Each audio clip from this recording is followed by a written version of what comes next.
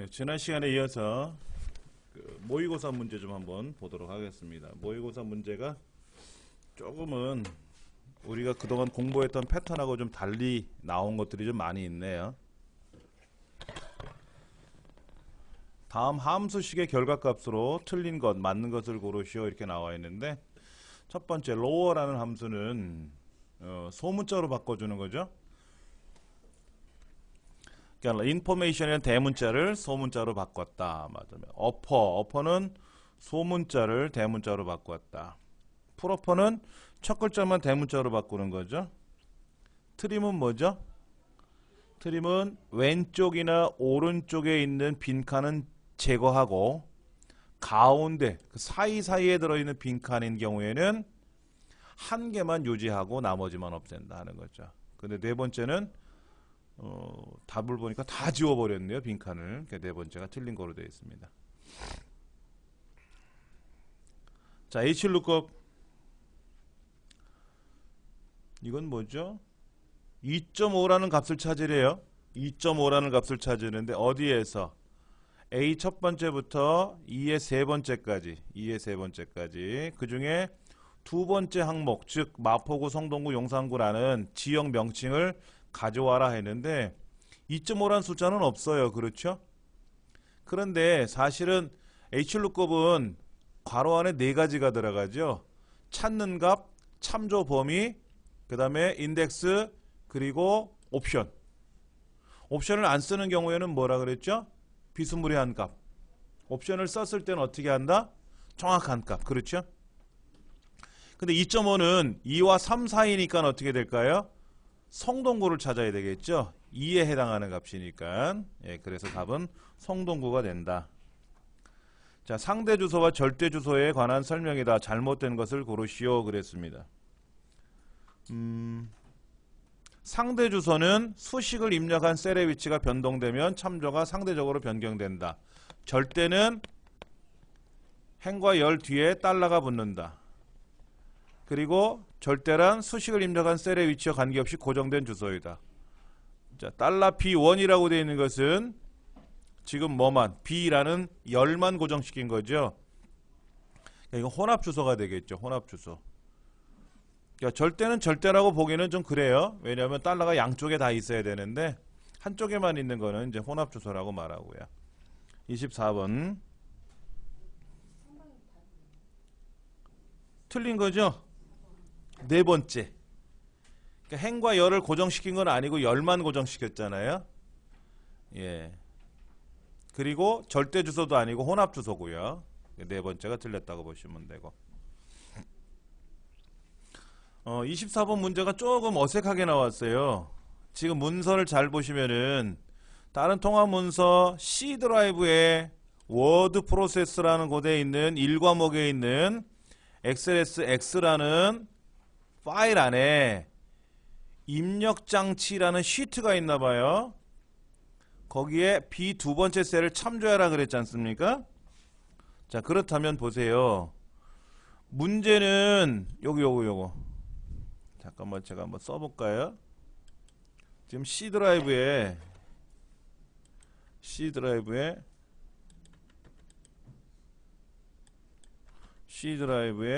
요렇게 들어가 있어요. 그렇죠?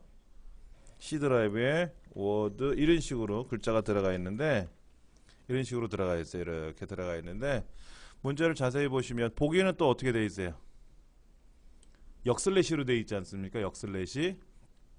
요것이 우리말일 때는 엔터 위에 백스페이스 왼쪽에 보면 화폐 단위로 보입니다. 그런데 이제 글꼴이 영문 글꼴이 있어요. 우리가 가장 많이 사용하는 영문 글꼴 뭐 이런 것들 글꼴로 가서 보시면은 바뀌어요. 우리말일 때만 화폐 단위로 보이는 거고 영문 글꼴일 때는 이렇게 백슬래시, 역슬래시라 그래요. 슬래시 반대 방향. 예. 이런 문제도 사실은 출제 오류예요. 출제 오류라고. 왜냐하면 우리 시험 문제에 한글 글꼴에 따라서 영문 글꼴에 따라서 화폐 단위가 백슬래시가 되고 안 되는 거는 시험 보면 뭐 있다고 하면 뭐 우기만 할 수 없겠지만 조금 당황하셨어요 라는 내용이 나올 수 있다라는 거죠. 근데 하여튼 C 드라이브에 워드 프로세스라고 돼 있고 1과목에 어쩌고 저쩌고 돼 있는데 지금 시트명은 어떻게 써요? 시트명은 느낌표 쓰죠. 느낌표를 쓰고 파일명은 괄호를 쓰죠. 괄호를요. 괄호를 쓰고 여기는 경로명인데 경로명의 경우는 어떻게 썼어요? 콧다운표를 쳐갖고 쭉 이었었죠. 24번. 예, 세 번째가 답이라고 볼 수가 있네요.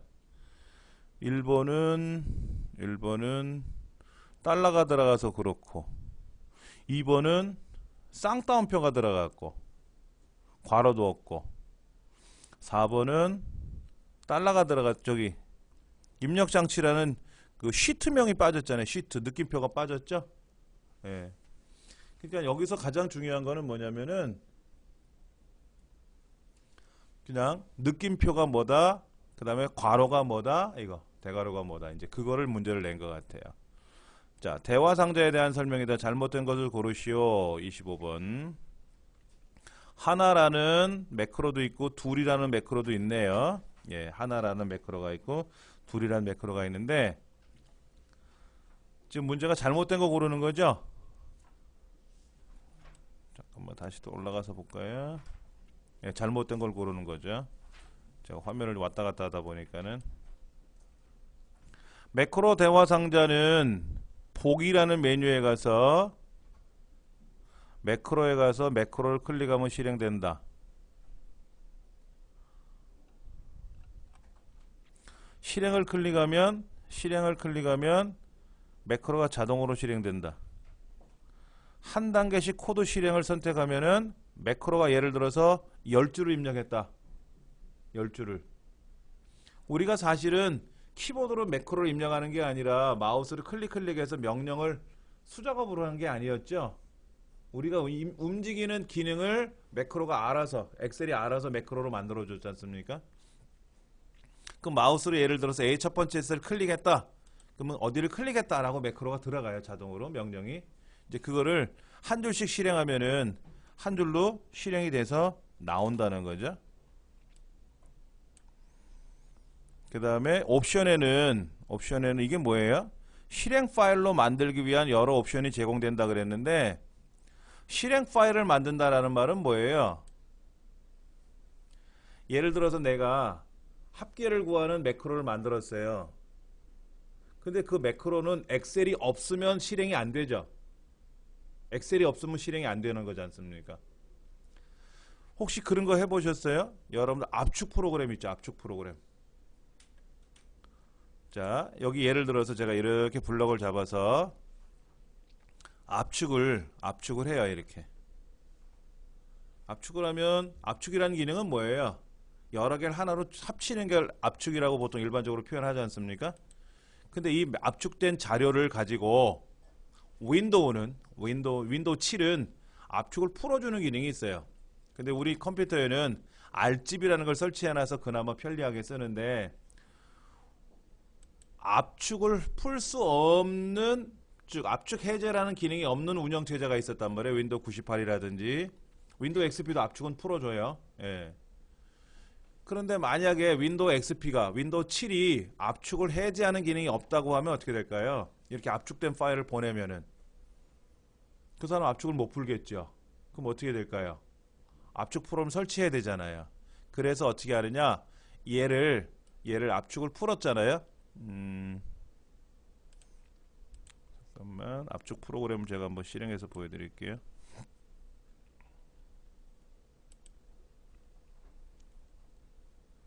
R집 여기 이렇게. 그래서 이제 만약에 내가 새로 압축을 하겠다라고 뭐 예를 들어서 이런 거를 가져왔다고 쳐볼게요. 만큼을 가져왔다고 쳐보세요. 그 다음에 압축명이, 압축 방식이 분할을 하겠다, 뭐 여러 가지가 있어요. 그러니까 CD 분량만큼 압축을 하겠다. 만약에 용량이 크면은 CD 분량만큼 나눠서 압축해라 하는 거죠. 그 다음에 플로피 디스크가 1.44메가인데 예를 들어서 내가 지금 압축하려고 하는 파일이 한 10메가 돼. 근데 디스켓으로 보관해서 가져가야 돼. 그러면 디스켓 분량만큼씩 분할해서 압축을 해야 되겠죠. 내가 사용하려는 USB 메모리가 2기가야. 근데 가져가고 싶은 데이터가 3기가가 있어. 그럼 USB 메모리 2기가 두 개는 있으니까 2기가씩 압축을 해서 가져가야 되겠죠. 이제 그럴 때 요 분할 압축이라는 걸 합니다.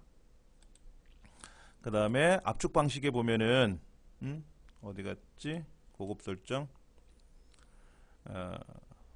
실행 파일 압축하는 게 있는데 안 보인다. 압축을 실행을 시킬 수 있게끔, 실행할 수 있게끔 프로그램을 담아서 주는 게 있어요.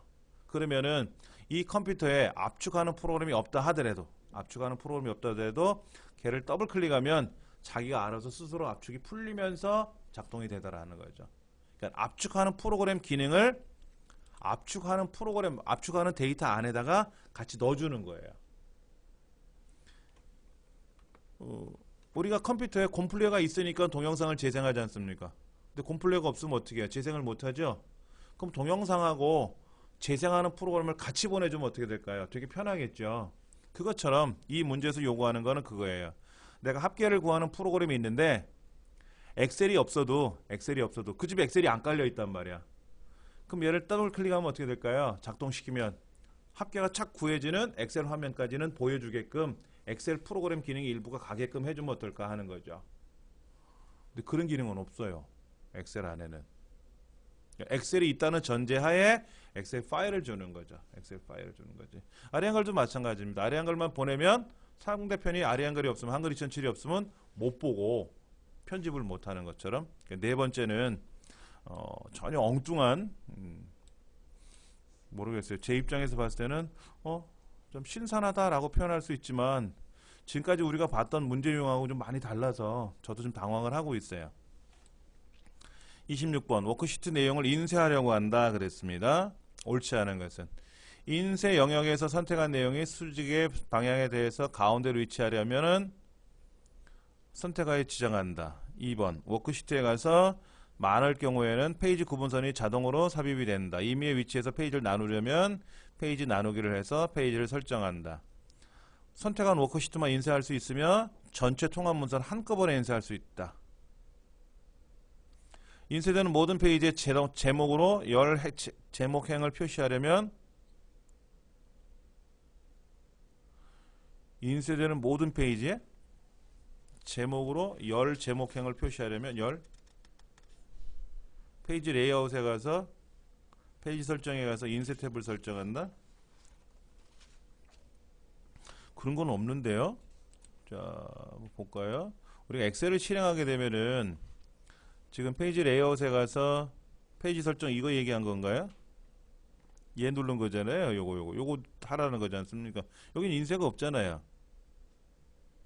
페이지 설정에 들어가서 페이지 설정 옵션에 들어가면은 뭐 가로 세로로 만들겠다라는 거고요. 예를 들어서 데이터가 여기에 만약 이런 데이터가 있다고 가정해 볼게요. 이렇게 데이터가 있는데 얘를 미리 보기 하면 어떻게 돼요? 자, 제가 여기를 좀 삭제해 놓은 상태에서 왼쪽으로 쏠려 있지 않습니까? 그럼 인쇄하면 오른쪽이 비어 있잖아요. 그럴 때 인쇄 옵션에 들어가서 얘를 여백에 가서 가로 가운데를 맞춰라 그래요. 가로 가운데 맞춰라 그러면 가운데로 와요. 알아서. 만약에 데이터가 여기까지 들어있으면 어떻게 될까요? 여기까지 들어있으면 요 A, B, C, D 네 칸이 가운데로 오겠죠. 가운데로 오겠지. 근데 그것을 만약에 가로 가운데를 안 해놓으면 어떻게 될까요? 왼쪽에 몰린단 말이야. 그 다음에 얘를 또 세로 가운데 맞추면 어떻게 돼요? 또 가운데로 오겠지. 그러니까 적당히 이제 우리가 원할 때마다 하는 거죠. 적당히. 그러니까 양이 한 여기까지 왔다고 가정해 보세요. 여기까지 데이터가 있다고 가정을 해보자 이거야. 그래서 인쇄를 했더니 여기 좀 남잖아요. 남으니 이걸 어떻게 할까? 왼쪽 여백을 좀 넓혀줄까? 뭐 이렇게 저렇게 막 고민하지 않습니까? 그러지 말고 어떻게 해라? 가로 가운데 해라. 가로 가운데 하면은 가운데 싹 들어오니까 알아서 이제 이런 기능인데 인쇄는 오피스 단추 눌러야 인쇄가 나오는 거죠. 그냥은 안 나온다라는 거죠. 이 문제에서는 지금 다른 얘기를 하고 있는 거죠. 인쇄 탭이라는 거는 없더라. 고급 필터 대화 상자에서 조건을 입력할 수 있느냐 없느냐에 관한 문제가 나온 것 같아요.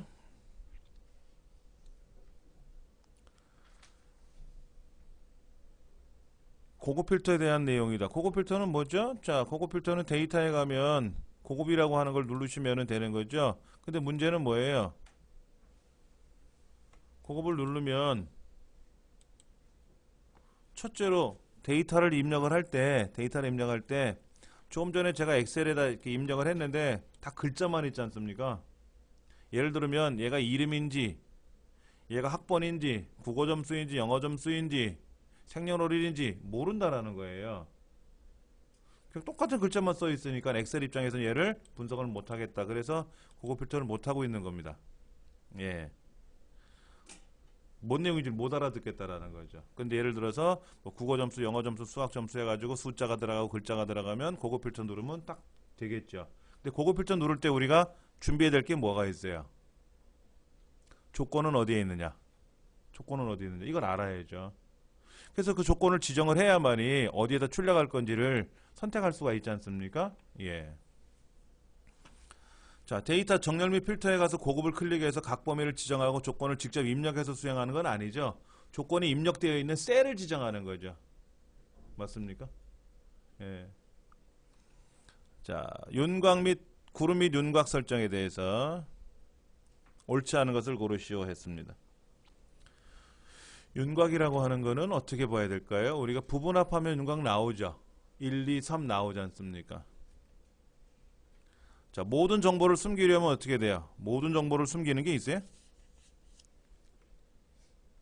자, 이렇게 한번 해볼까요? 자, 요렇게 해서 제가 요렇게 3서부터 9까지 해놓고 그룹에 가서 그룹을 조르면 이렇게 그룹이 져져요.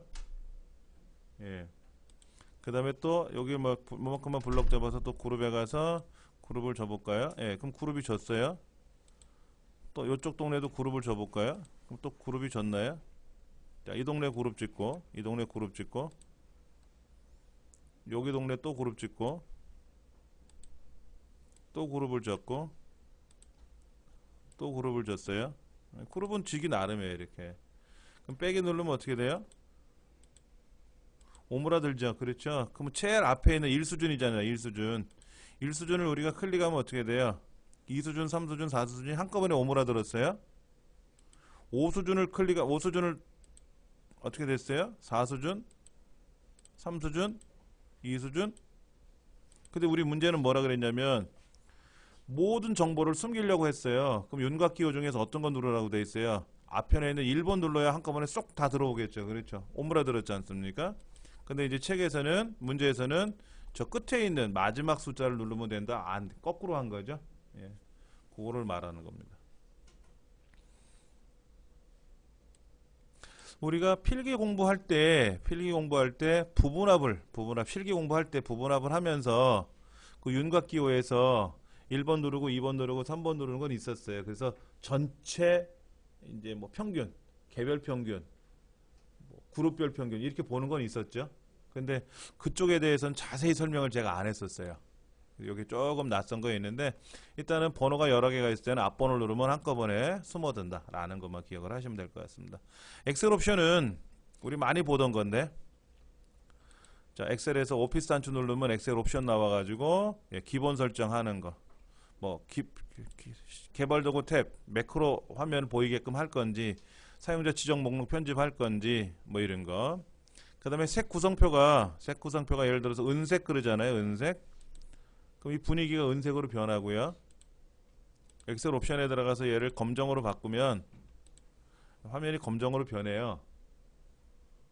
그래서 어느 날 화면을 이렇게 바꿔놓으면 엑셀을 잘 모르시는 분 입장에서는 뭐라 그래요? 화면이 이상해졌어요. 그래요. 요것만 바꿔주면 되겠죠? 기본적으로 우리가 파랑을 많이 쓰니까 파란색으로 많이 쓰는 거고요. 예. 자, 문제를 한번 보면은 고급에 가서 엔터를 치면 아래쪽 내려가게 했네요. 그렇죠? 그 다음에 복사해서 우리가 마우스로 드래그해서 끌고 가면 이동이 되지 않습니까? 이동이 되는데 기존에 데이터가 있네? 있는 데다가 엎어놓으면 어떻게 돼요? 한번 볼까요? 얘를 블럭 잡아서 이렇게 쓱 끌고 가서 딴 데 가면 괜찮은데 얘를 끌고 갔다가 여기 데이터가 있는 지역에다 겹치면 어떻게 돼요? 오류가 나온단 말이에요. 이렇게 덮어 쓸까요? 바꾸시겠습니까? 라고 메시지가 나오죠. 그건 어디에서 한다? 여기 알림 표시라고 되어 있는 부분 있죠? 여기가 만약 해제되어 있으면 어떻게 돼요? 그럼 그냥 확 덮어버리는 거예요. 그 다음에 요 인텔리 마우스로 화면 확대 축소라는 게 있는데요. 그거 잠깐 보여드릴게요. 우리가 제가 휠을 굴리면 어떻게 돼요? 휠을 굴리면 위아래로 움직이죠? 위아래로 움직이는데 인텔리 마우스를 사용하겠다라고 해서 체크하면은요, 휠을 굴리면 화면이 작아지고 커져요. 이건 우리 컨트롤 키 눌러서 드래그하면 이 현상 나타나죠. 예. 오피스 한쪽에 가서 인텔리 마우스 하는 거는, 인텔리 마우스로 하는 거는 하지 말고 그냥 화면을 확대 축소하고 싶을 때는 컨트롤 키 눌러서 드래그 하면 되고. 근데 문제가 뭐다? 또 틀린 것을 고르라고 돼 있네요. 볼까요? 복사하거나 이동할 수 있도록 하는 옵션이다. 그건 아까 본 거고. 엔터키를 누르면 아래쪽 셀로만 자동으로 이동하도록 하는 옵션이다.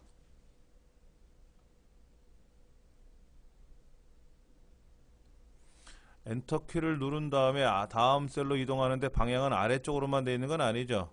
다른 방향도 많잖아요. 오른쪽도 갈 수 있고 왼쪽으로 갈 수도 있고 위로 갈 수도 있지 않습니까? 이 문제에서 만약에 이렇게 주어지면요, 여기 자체는 여기 아래쪽이라고 지금 문제가 있잖아요. 아래쪽 셀로만 그랬잖아요. 아래쪽 셀로만 가게 하는 옵션은 아니죠. 근데 왜 그림이 없으면 이게 이제 틀린 거가 확실한데, 예. 위에 그림에서 지금 아래쪽으로 지정이 돼 있단 말이에요. 네네. 그래도 그렇게 자, 보세요. 엔터키를 누른 다음에 다음 셀로 이동하는데 현재 셀에서 엔터키를 누르면 아래쪽 셀로 가게끔 옵션을 한 거죠. 근데 아래쪽 셀로만 가는 건 아니죠. 옵션을 누르면 아래쪽도 있고 오른쪽도 있잖아요. 그런데 그래서 만 요것 때문에. 제 얘기는 저기가 이제 그림이 아래쪽이라고 돼 있으니까 그게 꼭 틀린 얘기는 아니에요. 얘기예요. 틀린 거예요, 그게. 예. 그러니까 이게 아 다르고 어 다른 건데요. 그러니까 이 문제가 여기 안 보이면 맞아, 우리가 엔터 치면 아래로 갈 수도 있고 왼쪽으로 갈 수도 있지 라고 생각을 한단 말이에요. 근데 그림을 떨렁 보여줬잖아요. 이렇게 아래쪽이라고 써 있잖아요. 그러니까는 엔터 치면 아래로 가게끔 하는 옵션이잖아 이거잖아. 근데 옵션이라는 거지 딱 고정되어 있는 건 아니라는 거죠. 이건 옵션이지 않습니까? 내가 이거를 선택해서 바꿔줄 수 있다는 기능을 설명하고 있는 겁니다. 네. 그래서 아래쪽 셀로 자동으로 이동하도록 하는 옵션, 이름은 맞아요. 근데 아래쪽 셀로만 이라고 했기 때문에 틀렸다라는 거지. 그래서 그러면 사실은 이게 실제 시험 문제가 아니라 모의고사잖아요. 그러니까 출판사에서 이런 문제를 낼 때 조심스러운 거예요. 왜냐하면 오해 소지가 있을 수 있다는 거. 오해 소지가. 예. 그러니까 요거를 문제를 좀 잘못 낸 거예요. 그러니까는 시험 본부에서 출제하는 거하고 출판사에서 출제하는 거하고 다르다라는 거예요. 왜? 출판사에서는 이제 여러 가지 상황을 발생한다라는 민원 발생이라는 거에 대한 생각이 없이 문제를 내버리거든요. 근데 실제 시험 본부에서는 어떨까요? 출제 본부에서는 민원이 발생하면 큰 문제가 되는 거예요. 그냥 그 한 문제 맞았다 틀렸다가 안 돼요. 우리 수학 능력 이번에 수능 뭐 맞았네 틀렸네 이런 얘기 나오지 않습니까? 나라가 뒤집어지잖아요.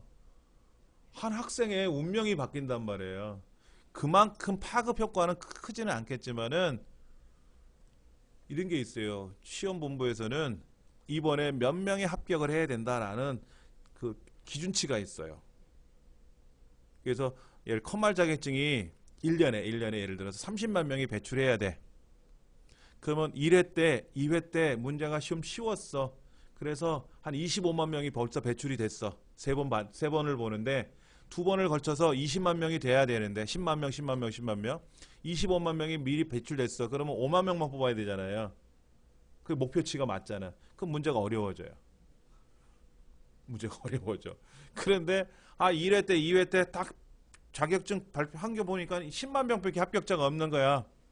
20만 명이 부족한 거야. 그러니까 10만 명을 더 합격을 시켜야 돼. 그때는 문제가 조금 쉬워질 수도 있는 거예요.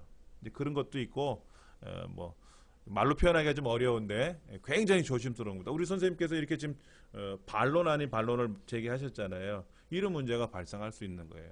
그런데 저야 강의하는 사람 입장에서 요 글자 때문에 틀렸다고 생각하세요 라고 강의는 하지만 저라도 제가 이 시험을 봤다 그러면 있다고 문제가 어디 있냐고 한바탕 하겠지.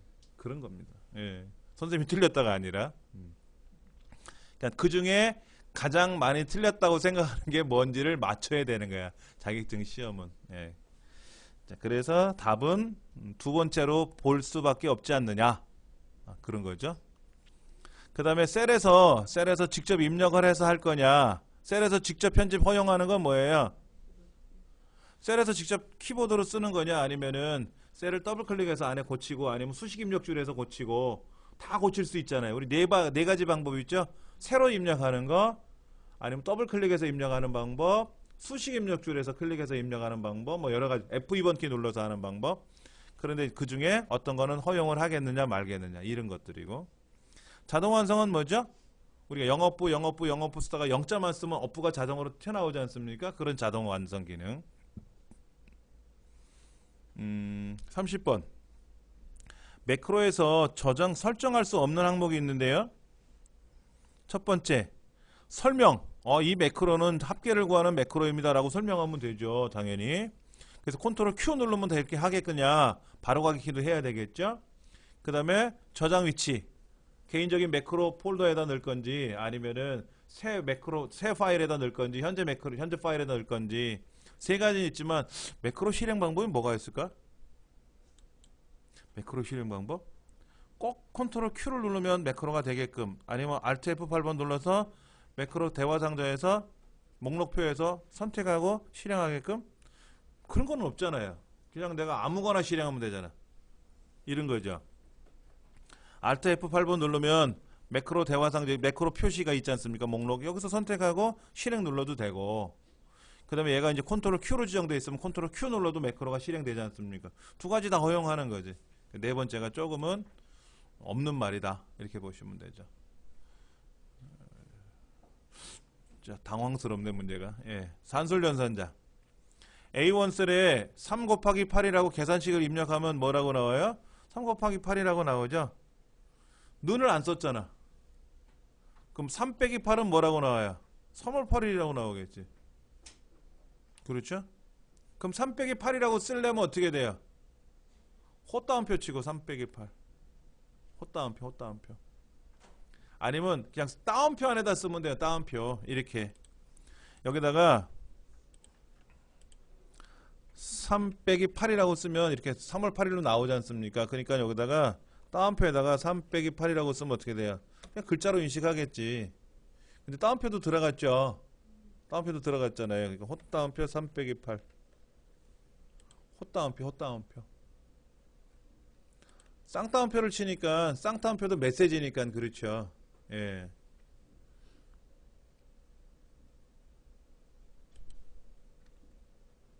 자, 이렇게 쓰면 어떨까요? 는.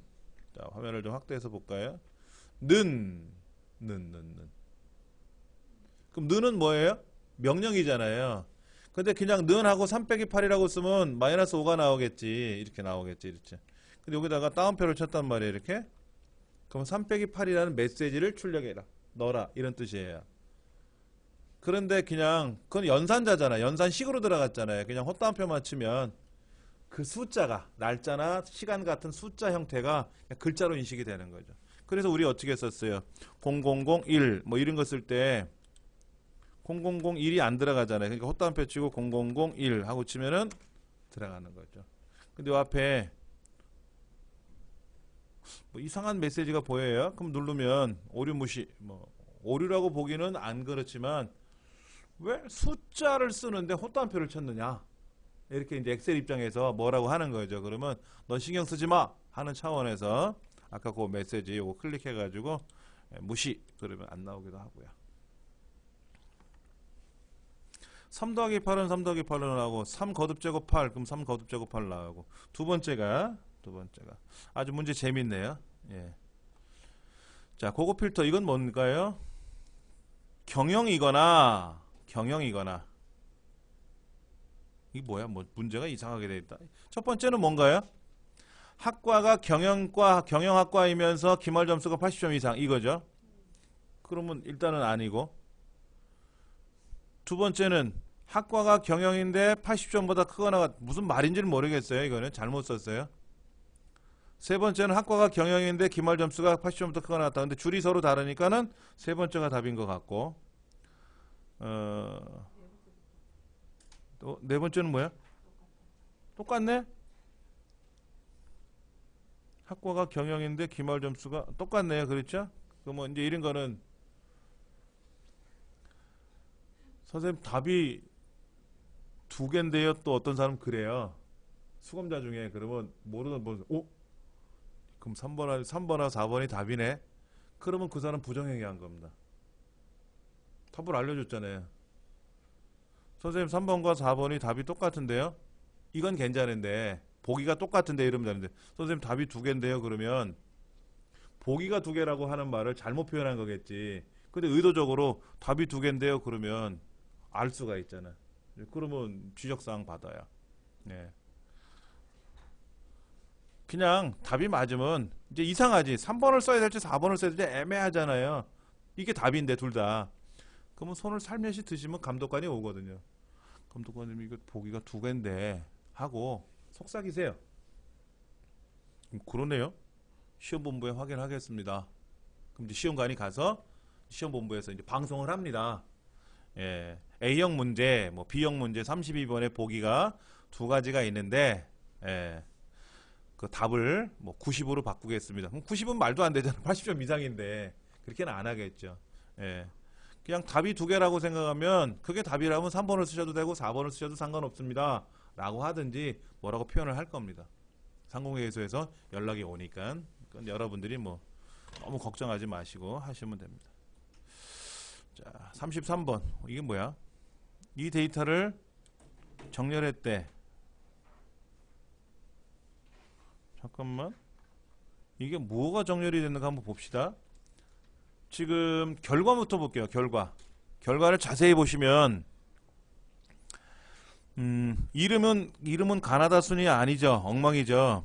운동명도 가나다 순도 아니고 사용 시간이라 숫자도 가나다 순은 아닌데 운동명 등급이 B, 정, 준 이렇게 들어가 있잖아요. 같은 B 회원끼리는 헬스, 스쿼시, 정회원은 헬스, 수영, 스쿼시, 수영. 그냥 B 회원 등급은 오름차순인데 운동명은 내림차순인 것 같아요. 왜냐면 같은 B 회원 등급끼리 봤을 때 이름도 가나다 순하고 상관없고 사용 시간도 막 꼬여 있잖아요. 그러니까는 회원 등급과 운동명 밖에 없겠지. 헷갈리시면 보기를 보시면 돼요. 세 가지였네. 예. 그러니까 회원 등급이 오름차순이고, 그렇죠? 그 다음에 운동명은 내림차순이고, 같은 스쿼시로 봤을 때는 스쿼시나 헬스로 봤을 때는 사용시간도 또 걸려있네. 아이, 욕먹어 이러면 두 개 정도만 해야지.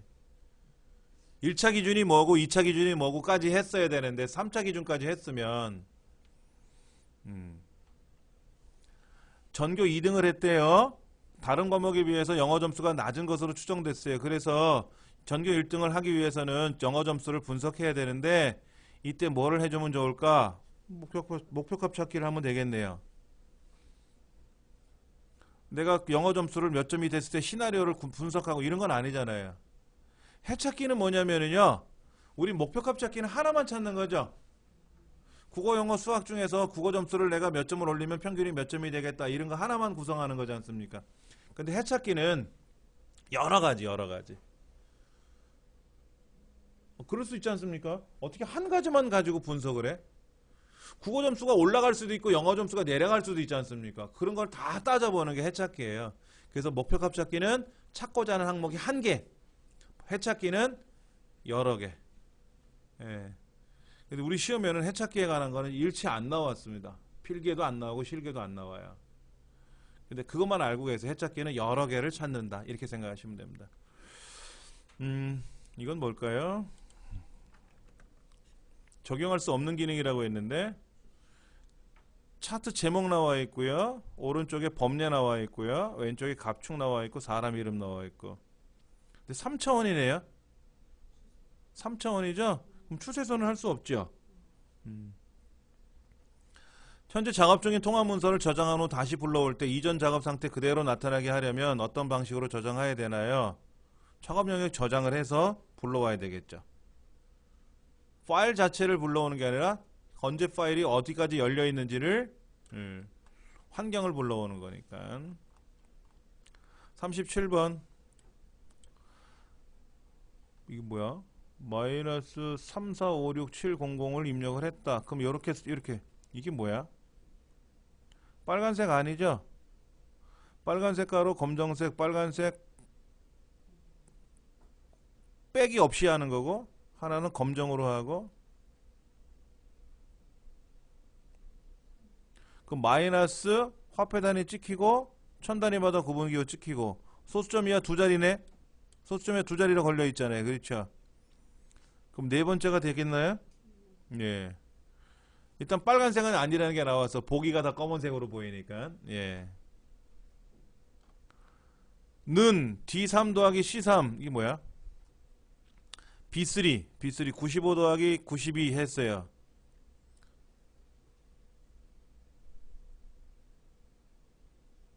그럼 95를 지우면 어떻게 돼? 92만 나오겠지 뭐. 그렇지 않습니까? 95를 지우면 0이잖아. 0 더하기 92니까. 당황스럽네 문제 진짜. 예, 여러 종류의 차트에 대한 설명에다 틀린 것을 고르시오. 원형 전체 항목의 합에 대한 각 항목의 비율을 나타내며 여기까지 좋았어. 그렇죠? 근데 여러 계열을 표시한대. 그건 안 되지. 여러 계열까지 하려면 뭐가 필요해요? 원형 비슷한 거 있잖아요. 그 바뀐 거. 그걸 써야지 뭐. 40번. 이게 뭐야? 두 번째로 큰 값과 두 번째로 작은 값의 차이를 계산한대요. 그럼 라지하고 스몰 써야지 뭐. 라지하고 스몰 써야죠. 그러니까 라지는 몇 번째로 큰 건지 큰 건지를 써야 되니까 컴마 숫자가 나와야 돼요. 네 번째가 답이 되겠네요. 네 번째가. 모의고사가 좀 당황스럽습니다. 예. 2013년도 10월에 시행했던 기출문제 5번째 거를 보고 계십니다. 1번부터 한번 볼게요. 다음 중 컴퓨터를 이용하여 학습자에게 교육 내용을 설명하거나 연습 문제를 주어서 공부하는 거네요. 그러니까 컴퓨터를 이용한 교육 시스템을 의미하는 거. 답은 CAI. 컴퓨터 에이디드 인스트럭션? 뭐라고 해야 되나? 뭐라고? 그 다음에 첫 번째 VOD는 뭐죠? 주문형 비디오죠. 세 번째 VCS는요. 화상회의 시스템. 그 다음에 네 번째 PACS는 의료 영상 정보 시스템. 의료 영상 정보 시스템이라고 합니다.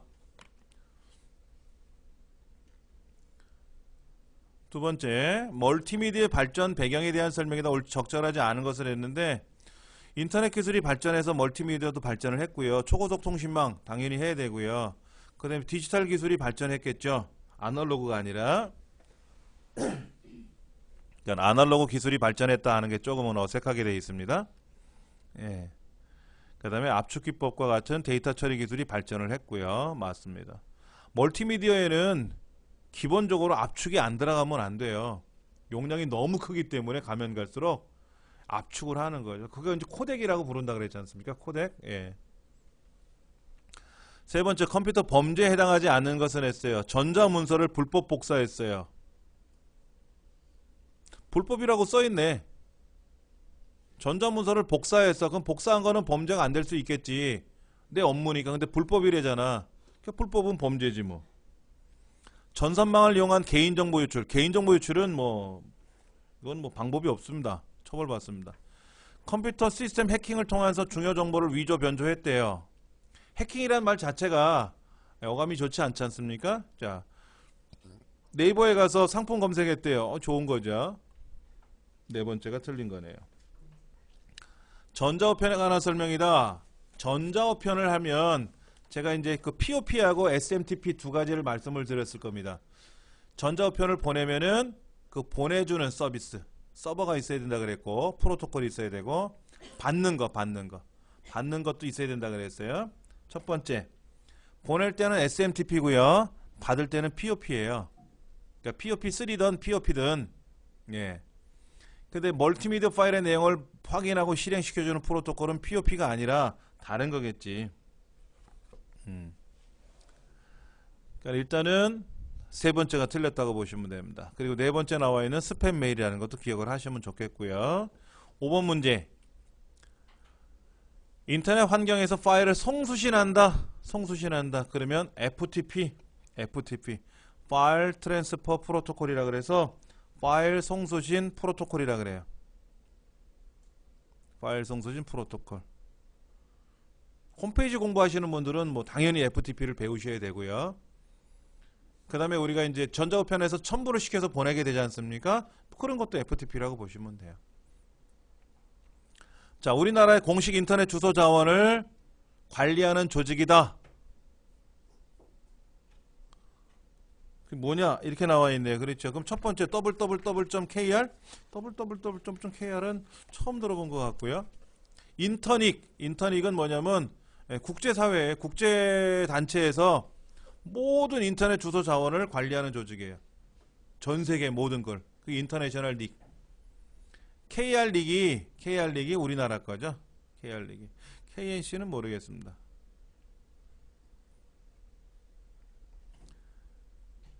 그 다음에 윈도우 7에서 하드디스크에 저장된 파일을 다시 정렬시키는 단편화 제거 작업을 통해서 읽기, 쓰기 성능을 향상시키는 프로그램을 오는 것은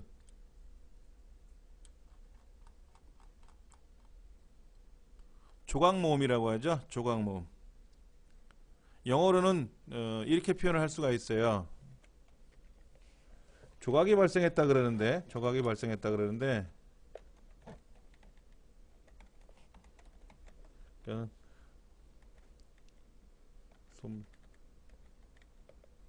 프라그멘테이션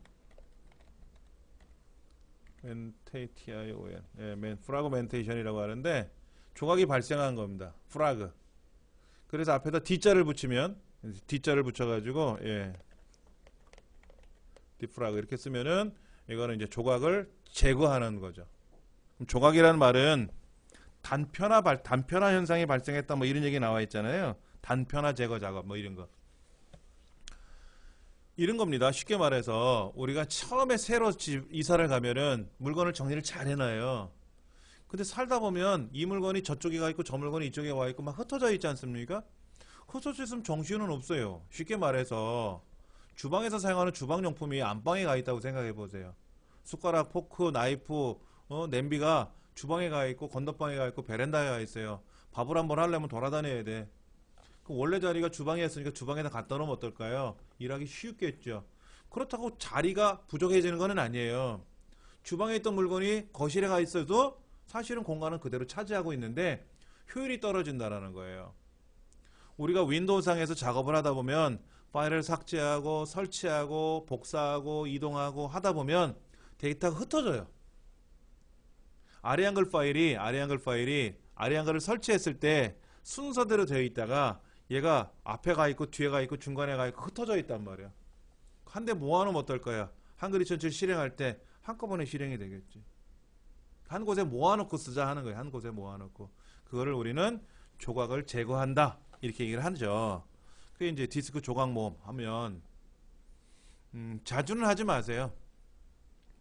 보통 한 두어 달에 한 번씩 우리가 보통 한다 이렇게 얘기를 하는데 자주 할 필요는 없어요. 자주 하면은 디스크 표면을 읽어야 되지 않습니까? 자료를 읽고 쓰다 보면 수명이 좀 줄어요.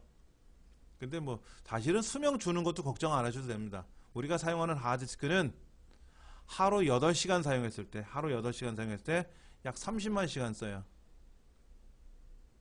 그냥 30만 시간이라고 보시면 돼요. 30만 시간. 25만 시간에서 30만 시간이면은요. 하루 8시간 했을 때 한 30년 써요. 하루 8시간 사용했을 때. 그럼 우리 컴퓨터 사갖고 30년씩 안 쓰지 않습니까? 조각 모음 해도 상관은 없는 거죠. 근데 조각 모음을 할 때는 다른 일을 하시면 또 안 돼요. 다른 일을 하면 안에 있는 저장 장치에서 위치가 바뀌거든요. 그럼 조각 모음을 다시 또 해야 되는 문제가 생기기 때문에 조각 모음 실행해 놓고 나서 뭐 시장을 보러 가시다든지 뭐 이런 경우는 괜찮겠죠. 그러면 깔끔하게 정리가 되고, 근데 요즘 컴퓨터가 좋아서 저는 개인적으로 조각 모음 안 합니다. 아주 느린 컴퓨터들은 조각 모음을 해놓으면 좀 빨라지는 현상은 있죠. 당연히 빨라지죠. 근데 요즘 컴퓨터들이 원체 좋아서 그 정도로 이렇게 막 몸으로 느끼지는 않는 것 같아요. 8번, 이 장비 이름이 뭐냐? 이런 얘기를 했네요. 네트워크에서 디지털 신호를 일정한 거리 이상으로 전송시키면 신호가 감쇄된다. 무슨 얘기입니까? 거리가 멀면 힘이 많이 가죠. 야구 경기 보셨으면 아시겠지만은 저쪽에 홈런성 있는 걸 딱 잡았단 말이에요. 수비수가. 그러면 이제 또 홈베이스로 공을 던져가지고 해야 점수 들어오는 걸 막을 수 있지 않습니까? 근데 힘이 세면 휙 들어오지만 힘이 약하니까 어떻게 돼요? 한 번씩 거쳐오잖아요. 힘이 딸리니까 그런 거지. 그러면 장거리 신호를 보내야 되는데 어떻게 될까요? 힘이 약하니까 어떻게 됩니까? 그걸 누군가가 받아서 전달을 해주거나 아니면 처음부터 힘을 강하게 해서 보내줘야 되겠죠. 그렇게 하는 장비를 리피터라 그래요. 리피터. 우리는 리피터를 봤나? 집에 있나 리피터가? 우리는 없죠. 우리가 있을 일이 뭐가 있겠습니까? 우리 집에 있는 모뎀만 있지, 모뎀만. 그러면 그것이 아파트 단지 사시는 분들은 관리사무소에 리피터가 있겠지.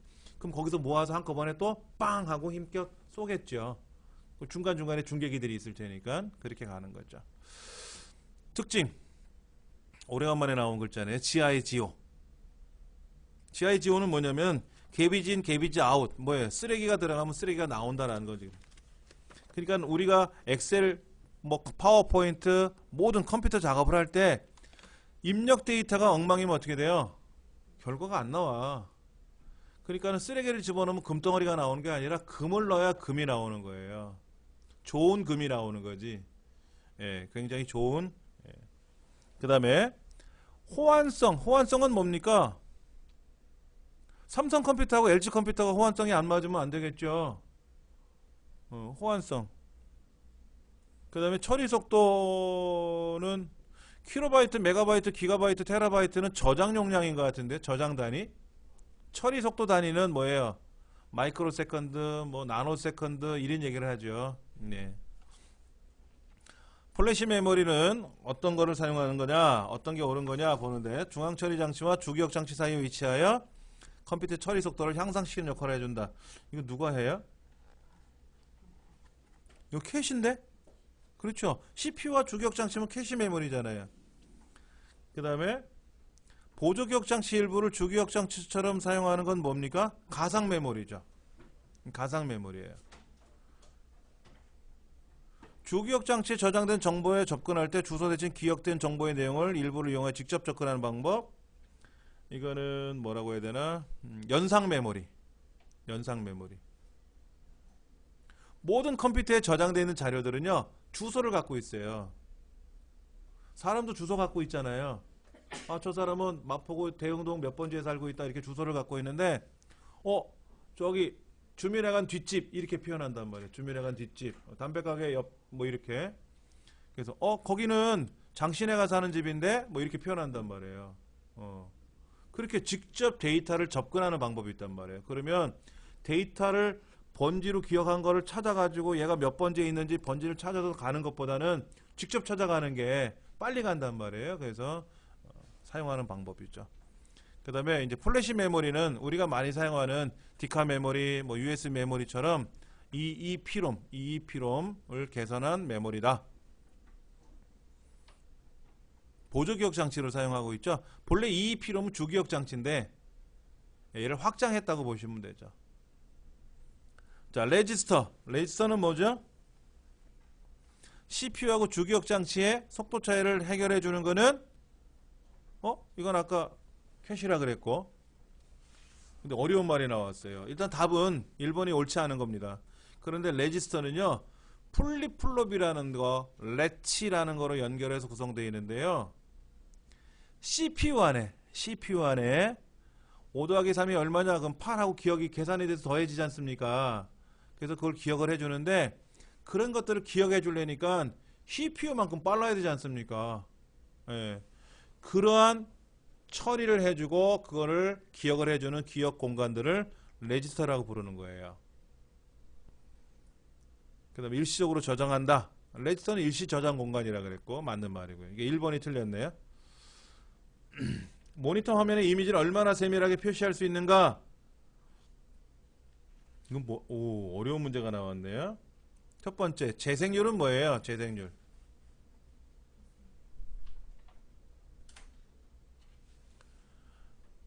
여러분 등이 지금 켜져 있죠? 저 등이 계속 켜 있습니까? 아니 지금 켜져 있는 걸 보면 껐다 켜주고 이게 아니라 계속 켜져 있는 것처럼 보이죠? 제가 어젠가 그 인터넷 기사를 하나 봤는데요. 전구가 계속 켜 있으면 계속 전류를 보내야 되지만 켜지고 꺼지고 하면 어떨까요? 전류가 반만 들어가도 되겠죠. 근데 전류가 들어갔다가 꺼지고 켜지고 꺼지고 하면 껌뻑거릴 거 아닙니까? 그 껌뻑거리는 것만 줄이면 어떨까요? 껌뻑거리는 것만 줄이면. 그래서 사람이 인식할 때 꺼졌다 켜졌다 하네 라는 걸 인식 못하게끔만 껌뻑거리면 어떨까요? 계속 켜져 있네 라고 인식할 거 아닙니까? 그렇게 바꾸겠다라는 거예요 지금. 그럼 모니터는 어때요? 지금 모니터는 이 모니터는 계속 불빛을 쏘고 있습니까? 아니에요. 이 모니터는 지금 전류는 들어가 있죠. 전기가 들어가 있는데 계속 켜 있으면 밝잖아요. 전기를 많이 쓰지 않습니까? 그래서 한번 쫙 비춰요. 그리고 사그러들이기 전에 한번 또 켜주는 거예요. 껌뻑 대신에 우리 눈이 인지를 못하는 거예요. 근데 초고속 카메라로 찍으면 얘가 깜빡거리는 게 보여요. 초고속 카메라는. 근데 우리 눈은 좀 뭐랄까 그렇게 정밀하지 않아요. 그러니까 그걸 재생률이라고 불러요. 그래서 이 재생률도 수치가 있습니다. 빨리 할 거냐 느리게 할 거냐. 근데 너무 느리면 껌뻑거리는 게 느껴질 거고. 그래서 전기를 좀 아낄 수 있는 방법 중에 하나가 되는 거죠. 답은 해상도입니다. 12번의 답은 해상도인데 그 재생률이라는 거에 대해서 잠깐 말씀을 드렸습니다. 색 깊이? 색 공간? 이런 용어가 있긴 있는 것 같은데 우리 시험에는 뭐 나오지 않은 용어 같아요. 13번 볼까요? 자기 디스크에서 헤드가 지정한 트랙에 도착하는 트랙 이동 시간을 나타내는 용어다 그랬어요. 이거 어렵습니다. 지난 시간에 우리가 저 주말에 수업했던 것 중에 그 뭐 전송 시간, 뭐 접근 시간, 탐색 시간 뭐 이런 거에 대해서 얘기를 잠깐 한 것 같은데 첫 번째 헤드가 지정한 트랙이라고 하는 거는 디스크가 원판으로 되어 있어요. 원판으로 되어 있는데 원판 안에 여러 개 원이 그려져 있어요. 학교 운동장처럼 우리 경기장 보면 안에 줄이 여러 개 들어져 있지 않습니까? 바깥쪽에서 안쪽으로, 안쪽에서 바깥쪽으로 여러 개 원이 지정되어 있어요. 그게 트랙이에요. 그 트랙을 우리가 이제 뭐 피자를 쪼개듯이 쪼개가지고 이렇게 부채꼴처럼 나눠지는 거죠. 그건 섹타라고 부르고요. 그러니까 예를 들어서 내가 내 문서상에 있는 한글 2007로 제작한 문서가 하나 있었어요. 동창회 주소록. 얘를 더블클릭 딱 하는 순간 열려야 될 거 아닙니까? 그러면 그 동창회 주소록이라는 데이터가 어느 트랙에 몇 번 섹타에 있는지 번지를 기억한다 그랬지 않습니까? 그러면 그 번지를 찾아가야 되겠죠. 트랙을 찾아가야 되겠지. 너 32번째 트랙에 있었네 하는 거지. 거기까지 찾아가는 시간이 탐색 시간이에요. 그러면 그 32번째 트랙 안에도 섹타가 여러 개가 있지 않습니까? 섹타가 여러 개 있으니까는 몇 번 섹타인지 야 너 3층에 가봐 이런 거야. 3층에. 그럼 3층에 갔더니 방이 10개가 있네. 그럼 1호실인지 2호실인지 찾아봐야죠. 그 층을 트랙이라고 보시면 되고 호실을 섹타라고 보시면 되는데 일단 트랙에 찾아가는 시간은 탐색 시간이다. 이렇게 보시면 됩니다. 그래서 결과적으로 한글 2007을 찾아가지고 그 데이터를 찾아서 주기억 장치를 가져와야 되는 건 이제 전송 시간. 다 실행해서 가져오는 시간은 전송 시간이라고 보시면 되고. 프린터 설정과 관련된 설명이다. 옳지 않은 것을 했는데 여러 개 프린터를 한 대 컴퓨터에 설치할 수 있다. 맞죠? 기본 프린터는 2대까지 아니죠. 기본 프린터는 오로지 한 대만 설치하는 거고요. 기본 프린터 삭제가 하면 나머지 프린터 중에 한 대가 기본 프린터로 돌아가겠죠. 예. 로컬 프린터나 네트워크 프린터나 상관없어요. 기본 프린터는 다 가능합니다. 스플 기능을 설정하면은 다른 작업을 할 수 있는 병행 처리 기능을 갖게 돼서 활용성을 높여준다. 당연히 윈도우 XP, 윈도우 7 같은 경우에는 스플이 기본으로 세팅되어 있어요. 근데 이제 과거에 윈도우 98? 윈도우 98 같은 경우에는 그 스플 기능이 안 돼 있어요. 그래서 프린터를 내가 이제 구매해서 설치를 하면은 스플을 설정해 줘야 돼요. 안 그러면 인쇄될 때까지 멈춰 있으니까 불편했던 거죠. 연결 프로그램은 뭐죠? 잠깐 볼까요? 이거죠. 지금 문서 안에 여기 로로로라는 나의 식사일기라는 글자가 있는데 얘를 더블 클릭하면 메모장이 열렸어요. 근데 얘를 더블 클릭하면 메모장 안 열리고 아래 한글로 열리게 하고 싶어요. 엑셀로 열리게 하고 싶어요. 이럴 수 있거든요. 이 메모장 파일을 오른쪽 버튼 눌러서 연결 프로그램에 가면은 이렇게 찾아보면 돼요. 또 그러면 여기에서 기본 프로그램 목록 중에서 찾아요. 아니면 찾아보기 눌러가지고 아래 한글을 찾든지 엑셀을 찾든지 파워포인트 찾으면 연결이 되는 건데 좀 시간이 걸리네요. 예, 찾아보기 눌러서 아래 한글에 가서 아래 한글 2007에 있는 프로그램으로 제가 연결을 했어요. 이렇게 연결을 했어요. 확인 누르면 얘가 뭐로 열린다? 아래 한글로 열리는 거예요. 네, 아래 한글로 해서 다시 닫아 볼게요. 더블 클릭하면은 아래 한글로 열려요. 이제는 그렇죠. 다시 이거를 연결 프로그램에 가서 뭐로 바꿔야 돼요? 메모장으로 돌려놔야 되겠죠? 그래야 이제 얘를 더블 클릭하면은 메모장으로 열리게 되는 거죠. 예. 더블 클릭했을 때 실행할 프로그램을 설정하는 게 연결 프로그램이라고 보시면 되고요. 예, 프로그램이 지정된 파일에서 열기를 선택하면 자동으로 연결 프로그램에서 설정한 프로그램이 실행된다. 뭐 그 말이지 뭐. 이렇게 오른쪽 버튼 눌러서 열기 눌러요. 열기 더블 클릭해서 열기도 되지만 오른쪽 버튼으로 열기 이렇게 하셔도 되고요. 확장자에 의해서 연결 프로그램이 결정되므로 확장자? 이 확장자는 txt잖아요. 그런데 확장자가 다르면 연결 프로그램도 달라야 되는 건 아니죠. 제가 아까 hwp도 아래 한글 열렸고 txt도 아래 한글로 열렸단 말이에요. 상관없죠.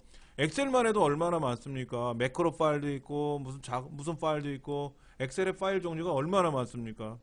자, 제가 저장 버튼을 딱 누르면은요 어떤 종류로 저장할 건지 물어요. 이렇게 확장자가 다 달라요. 그러면 같은 엑셀인데 엑셀 프로그램이 다 달라면 못하지 않습니까? 자, 이거는 말이 안 되는 질문 같아요. 세 번째가 틀린 거고요. 16번 인터프리터 컴파일러 얘기가 나왔는데요. 이 부분이 좀 어려울 거예요. 자, 우리가 프로그램을 하나 개발한다고 가정해 보세요. 카톡을 개발한다고 생각해 보세요.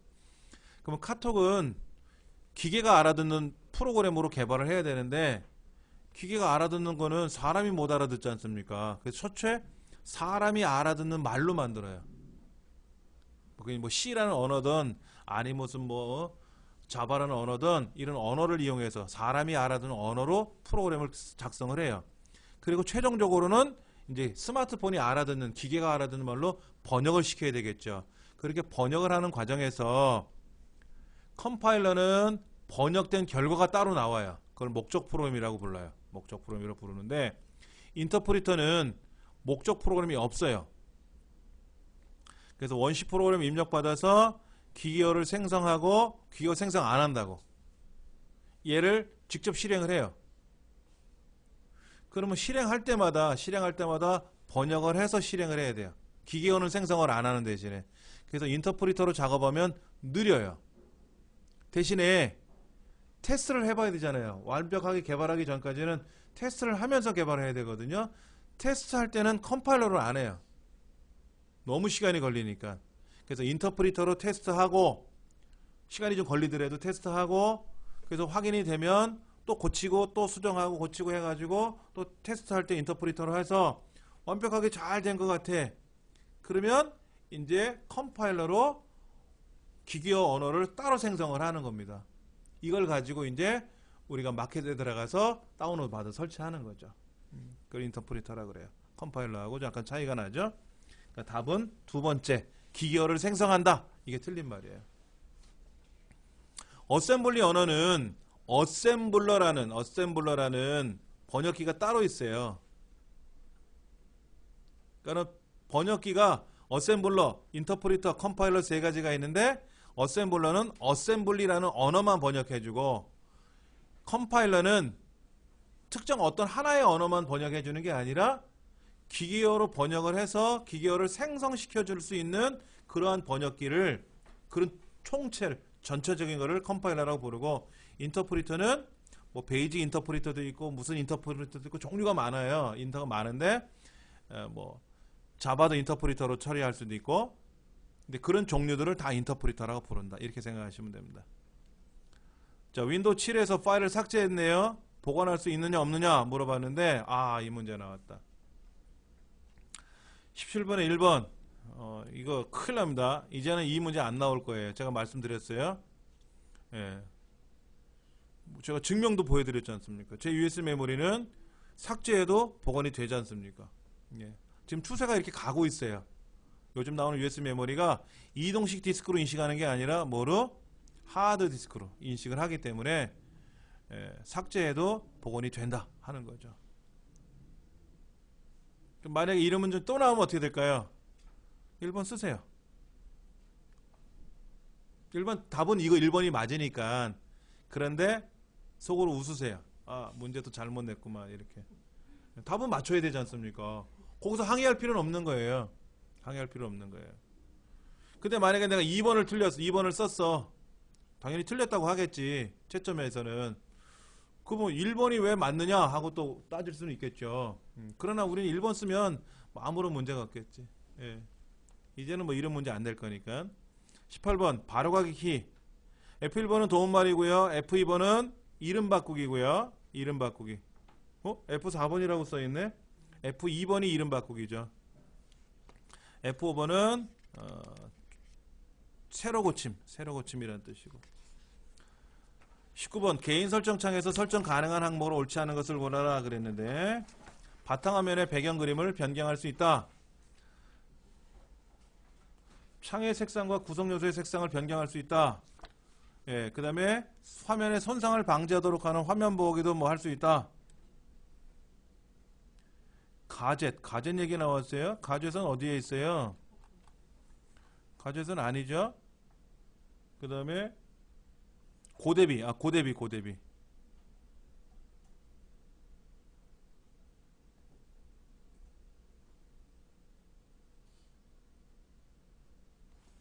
자, 한번 볼까요? 그러면은 디스플레이 창에서 하는 거예요. 시작.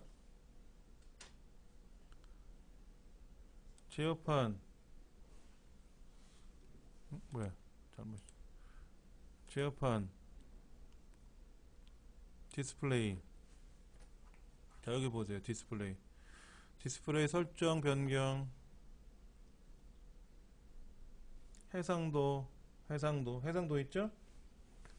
크기 변경 있죠?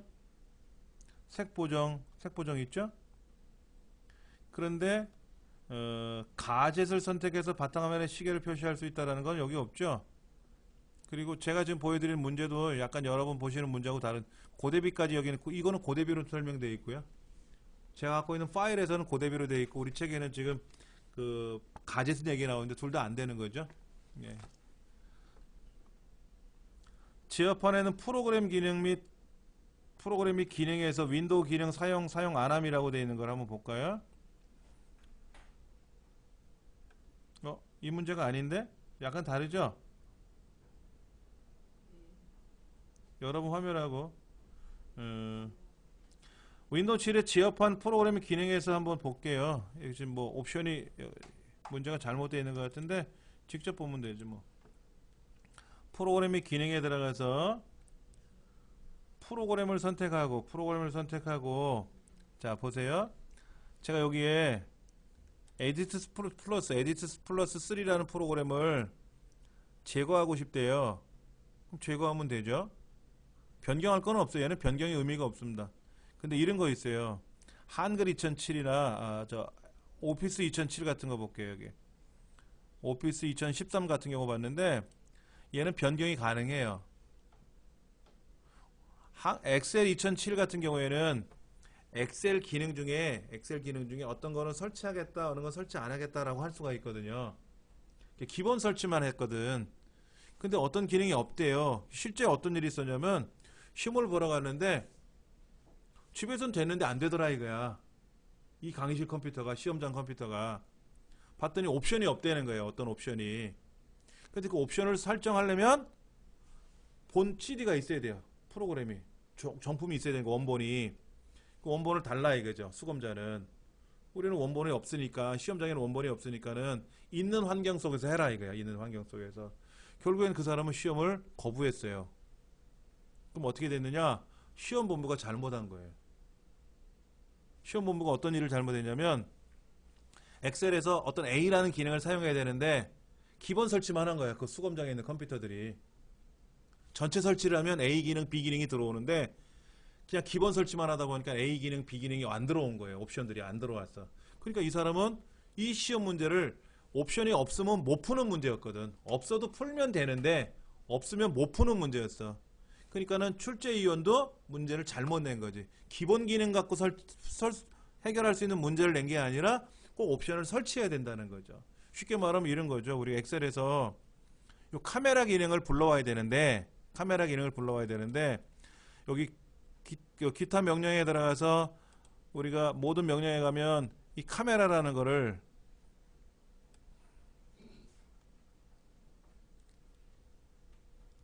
이 카메라라는 기능을 어디 갔어? 이렇게 추가를 누르면 와야 되지 않습니까? 추가를 딱 눌렀더니 원본을 넣으세요. 프로그램을 입력하세요. 이렇게 돼 있단 말이야. 그러면 이 강의실에 컴퓨터 프로그램이 없잖아요. 오피스 2007 프로그램이 없잖아요. 그러면 카메라 기능을 못 쓰지 않습니까? 그렇게 됐다는 거예요. 환경이. 그러니까 이 수검자는 문제 풀 수 없다. 그러면 당신은 못 풀었으니까 나가라. 거부했으니까 나가라. 그렇게 된 거예요. 난리 났었죠. 난리 났었어요. 그러니까 보상을 해야죠. 이 사람한테. 정신적인 보상도 해야 되고, 그리고 시험본부에 이제 그 민원 제기해가지고요. 한바탕 한 적이 있었어요. 그게 이제 커말이 아니라 ITQ에서. 그 당사자가 저였어요. 제가 민원을 제기한 게 아니라 제가 그날 감독관으로 있었거든요. 수검자가 와가지고 이 기능을 써야 되는데 못 쓴다. 그럼 우리는 제공할 수가 없으니까 나가라 그랬어. 못할 것 같으면 나가라. 있으려면 하든지 이 사람 못하겠다 그러죠. 나가세요 그랬어요. 다른 자리도 없어요. 그 컴퓨터에는 다 그 학교 컴퓨터에 아무것도 그 기능이 없는 거예요. 다 앉아봐라. 되느냐? 안 된대. 되느냐? 안 된다. 그럼 못하니까 나가세요. 못하지 않습니까? 없으니까 못하잖아요. 그래서 저는 있는 대로 그대로 그냥 감독을 한 거죠. 제가 조금 이게 초창기에 그랬던 거예요. 이제 조금 이제 어리숙해서 그런 건데 만약에 좀 숙달된 감독 같으면 어떻게 됐을까요? 시험본부로 빨리 연결을 해야 됐겠지. 근데 저는 이제 독불장군처럼 제가 갖고 있는 권한 내에서 해결을 했는데 난리가 났었어요. 그래갖고 막 시험 끝나고 나서 집에 가는데 전화가 온 거예요. 시험본부에서. 상공회의소에서 생산서 본부에서 이런 일이 발생했느냐 그랬다. 어떻게 했는데 이렇게 했다. 내가 잘못한 거냐? 잘못한 건 아니다 이거지. 미숙했다 이거지 한마디로. 그래서 어떻게 됐습니까? 했더니 뒤집어졌대 시험본부가. 감독관도 너무 강압적으로 나온 것 같고 어쩌고 저쩌고. 그래서 저는 그냥 뭐 그 이후로 아무런 일이 없었는데 시험본부는 두고두고 그런 일이 이제 상황에 얘기를 해요. 감독관 교육할 때마다 그 얘기를 하는 거예요. 이런 일이 발생하면 어떻게 하면 좋겠습니까? 그러면 이렇게? 저렇게? 저는 이제 뒤에서 막 따갑죠. 온몸이 따갑지. 그런 일이 발생한 적이 있었어요. 그러니까 문제를 잘못 낸 거지 뭐. 자, 그 얘기하다 보니까 제가 이제 제어판 얘기를 했는데, 제어판에서 이제 그런 일이 발생할 수 있어요. 그러니까 보통 그래서 저희 강의실에 있는 모든 프로그램은 제가 설치할 때 어떻게 설치하냐면 예, 기본 설치를 절대로 안 하고요. 전체 설치합니다. 기능 추가 제거 있지 않습니까? 다 설치되어 있어요. 다. 만약에 여기 있는 기능 중에 얘는 사용하지 않겠다라고 할 수도 있어요. 이 기능은 내가 안 하겠다. 이건 안 하겠다 이렇게 할 수도 있거든. 그러면 얘는 분석 도구 기능은 사라지는 거예요. 근데 기본적으로 이렇게 돼 있거든. 어떤 거는 안 하고 어떤 건 하고 이렇게. 근데 저는 무조건 다 작동되게끔 해라. 설치를 하죠. 경험을 했으니까. 경험을 했으니까. 근데 보통 선생님들은 잘 모르신단 말이에요. 그냥 설치 좀 해주세요. 그러면 기본 설치만 다 해놓고 가거든. 근데 뭐 좀 하려 그러면 없는 거예요. 특히 자격증 시험에는 기본 설치만 갖고 하지만 실무 과정은 기본 설치만 갖고는 수업을 못 한단 말이에요. 그러면 또 사무실 내려가서 원본 달라 그래 다시 설치해야 되고 그런 불편함이 있었죠. 좀 옛날 얘기를 했습니다. 근데 일단 문제가 제가 보여드리는 문제는 문제가 이거 지금 다른 거죠. 이거 다른 거죠. 이게 이제 상공회에서 문제를 받아온 건데 이것도 잘못됐네요. 예. 잠깐 쉬는 시간 갖고 나서 스프레드시트에 관한 문제를 좀 풀어보도록 하겠습니다. 자, 21번 문제 보도록 하겠습니다. 다음 중 필터링에 대한 설명이다. 옳지 않은 것을 고르시오. 자동 필터를 사용하여 데이터를 필터링하면 원하는 데이터를 쉽고 빠르게 작업할 수 있다. 데이터 필터를 적용해서 조건에 맞는 행만 표시되고 나머지는 숨겨진다. 자동 필터는 그렇죠? 여러 열에 동시에 오화 조건을 결합시킬 수는 없다. 맞죠? 예를 들어서 영업부이면서 과장인 사람 이런 건 못하잖아요. 자동 필터에서는 오로지 엔드 조건만 하는 거죠. 근데 필터링을 할 때는 정렬할 필요는 없는 거죠. 부분합을 때만 정렬하는 거죠. 그렇죠? 예. 네 번째가 틀렸네요. 22번 피벗 테이블 보고서에 관한 설명이다. 옳지 않은 것을 했는데 원본 데이터가 변경되는 즉시 피벗 테이블 보고서가 변경되는 건 아닙니다. 일반적으로 엑셀에서는 데이터가 변경되면 즉시 결과도 변경이 되지만 피벗 테이블은 자동 변경이 안 됩니다. 그래서 새로 고침을 꼭 눌러야 돼요. 피벗 테이블에서는 유효성 검사에서 유효성 조건의 제한 대상으로 목록을 설정했다. 자, 그때 목록에 이름을 정해놓은 게 있어요. 예를 들어서 이렇게 한번 해볼까? 자, 보세요. 제가 뭐 잠깐 보여드릴게요. 여기다가 이제 우리가 입력을 해야 되는데 이름, 그 다음에 부서, 직책, 급여 뭐 이런 게 있다고 가정해 보세요. 근데 이제 예를 들어서 부서에는 뭐 영업부가 있고 인사팀이 있고 관리부 팀이 있고 그 다음에 뭐 자재부가 있고 가정해보고 직책에는 뭐 부장이 있고 과장이 있고 대리가 있고 사원이 있다. 그럼 요 이름에는 요거는 우리가 여기다가 이름을 부서라고 쓰고 요 직책에는 우리가 직책이라고 쓰자 이거지. 쓰자 이거죠. 그러면 지금 우리가 지금 작업하려고 하는 내용이 부서명에다 부서를 써야 되는데 여기다 영업부라고 써야 되고 근데 모르고 영업부라고 썼단 말이야. 그럼 어떻게 돼요? 큰일 나는 거죠. 잘못된 거지 않습니까? 그러니까 잘못 쓰면 안 되게끔 이 부서명에는 데이터 유효성 검사에 들어가서 목록을 써요. 목록. 영업부에는 예를 들어서 영업부도 들어가야 되고 인사팀도 들어가야 되고 그 다음에 관리팀 자재부가 들어가야 되겠죠. 예, 자재팀 잠깐만 다시 고쳐야겠다. 틀렸다. 자재팀이라고 쓰고 관리부라고 썼어요. 잘못 썼죠 제가요. 이렇게 썼더니 여기는 지금 이렇게 자재팀 근데 우리는 자재팀이 없고 자재부란 말이야. 잘못 쓴 거잖아요. 그렇죠. 그래서 그때는 여기다가 직접 쓰는 것도 좋지만 예를 들어서 부서가 지금 이만큼 있다고 가정해 보세요. 그러면 일일이 그 많은 부서를 어떻게 다 쓰냐고. 그 많은 부서 일일이 어떻게 쓰냐고. 그냥 마우스로 드래그 해줘도 되지. 이렇게 드래그 해줘도 되고 그 다음에 아까 이거를 우리 부서라고 아까 지정했었잖아요.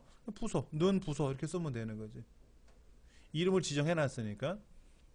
그 다음에 이제 직책에는 여기다가 목록에 가서 는 아까 뭐 직책이라고 쓰면 되겠죠. 그럼 여기 있는 네 가지가 직책에 들어가겠죠. 예. 그럼 이제 고르면 되지 뭐. 여기다가 과장, 뭐 여기다가 대리. 근데 여기다가 팀장이라고 쓰면 어떻게 돼? 오류가 나는 거지. 잘못 입력했으니까. 이런 식으로 사용할 때, 이렇게 사용할 때 유효성 검사에서 목록을 사용하면 참 좋단 말이에요. 목록이 없는 거는 입력이 안 되게끔 막아줘야 되니까. 등호를 입력하면 좋다. 그 다음 아까 목록 값을 입력했을 때 우리가 제가 컴마 구분해 가지고 데이터를 입력했었죠. 영업팀 뭐 관리팀 이런 식으로. 근데 세미콜론으로 구분한다고 써있네. 틀린 거네. 네 번째가 틀렸다. 조건부 서식이 하는 설명에다 옳지 않은 것을 고르시오 그랬습니다. 조건부 서식의 규칙별로 다른 서식을 적용할 수 있다.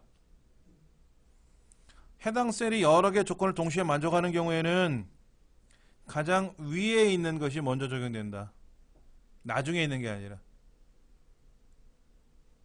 예를 들어 뭐 짝수이면 빨갛게 나오시오. 홀수이면 노랗게 나오시오. 서로 다르니까 상관이 없지. 짝수 홀수랑. 근데 10보다 크다면 검게 나오시오.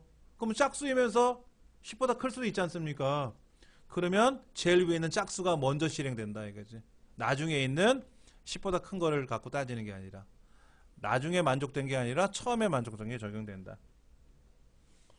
25번 매크로를 연결할 수 없는 양식 컨트롤이 있었어요. 뭐가 있을까요? 텍스트 필드. 오, 이거는 좀 헷갈리시죠? 자, 이거예요. 잠깐 볼게요.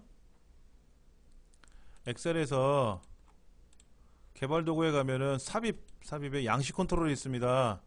많이 보신 거죠? 명령 단축. 그 다음에 또 뭐가 있습니까? 콤보 상자. 이 클릭하면 뭐 쭉 나오는 거 있죠? 이 콤보 상자가 쉽게 말하면 이런 거 만드는 거죠. 여기 누르면 이렇게 나오게끔 하는 거. 이거 누르면 이렇게 쫙 목록 나오는 거 있죠? 이 콤보 상자죠? 그리고 또 뭐가 있었죠? 여기에 보면은 체크박스도 있네요. 체크박스. 그리고 이제 클릭하면 되느냐 안 되느냐 이런 거. 취미가 뭡니까? 그러면 취미에 해당하는 거 다 선택하지 않습니까? 이런 거. 그 다음에 라디오 버튼도 있어요. 라디오 동글뱅이 같은 경우는요, 옵션 단추라 그래서 하나 만들고 또 여러 개를 만들면 그 중에 하나만 되는 거지 둘 다 선택할 수는 없어요. 옵션 단추라는 거는 그런 거예요. 당시 귀하의 성별을 선택하세요. 남자이면서 여자이면서 이거 안 된다 이거죠. 그런 것들이 있는데, 이 중에 또 뭐가 있었냐면 아까 여기에 양식 컨트롤 그룹 상자 말고 아까 뭐가 있었다 그랬더라? 이 문제에서 텍스트 필드? 텍스트 필드는 어디 있을까요? 텍스트 필드는 뭐예요? 글자를 여러 개 쓰는 거죠. 글자 쓰는 난 마지막에 개인적으로 하고 싶은 말이 있으면 쓰세요 뭐 이런 거 있잖아요. 그럼 줄줄이 쓸 거 있지 않습니까? 그건 여기 안 보이는데? 콤보 드롭 텍스트 필드 오케이. 근데 안 되잖아 지금. 여기서는 안 먹고 있죠? 이제는 안 먹고 있고요. 결론적으로 여기는 매크로를 지정할 수가 있어요. 매크로를 지정할 수 있는데 아까 그거는 매크로 자체도 안 되고, 답은 텍스트 필드라고 보시면 됩니다. 조금 어려운 문제입니다. 왜냐면 제가 언급을 안 했었던 거기 때문에. 그저 우리 매크로 시험에는 오로지 뭐만 했어요? 명령 단추 하나만 나왔었잖아요.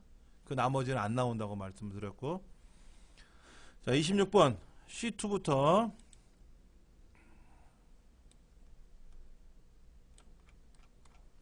C5까지 영역을 선택했어요. 얘를 지우려고 그래. 오른쪽 버튼 눌러서 내용 지우기 누르면 딜리트 키하고 똑같은 거죠. 딜리트 키 누르고 지우는 거랑 같은 거라고 그랬죠. 그렇죠? 근데 백스페이스는 뭐예요? 백스페이스는 자, 블럭을 잡고 백스페이스 누르면 어떻게 돼요? 얘만 하나만. 그러니까 딜리트 키 눌러야 다 지워지는데 백스페이스는 하나만. 그게 조금 잘못된 문제라고 보시면 됩니다.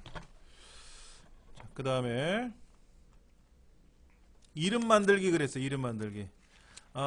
이름 만들기. 이건 우리가 실습을 안 해봤었는데요. 이런 거라고 보시면 돼요. 지금 45,000원, 125, 562만 5천원은 나라 유통이란 얘기죠.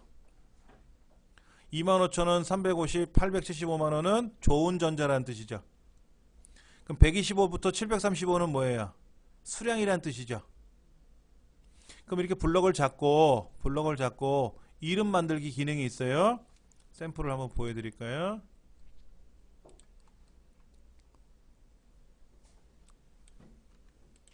여기 홍일찜에 홍길동 이순신 을지문덕 그 다음에 여기는 영업부 고르면 되겠네. 인사팀 영업부 여기는 관리팀 자재부 제가 Alt키 누르고요. Alt키 누르고 내려가는 화살표 누른 거거든요. Alt키 이렇게 마우스를 클릭하는 게 아니라 키보드로 할 때는 Alt키를 누르고 내려가는 화살표를 누르면 목록이 떠요.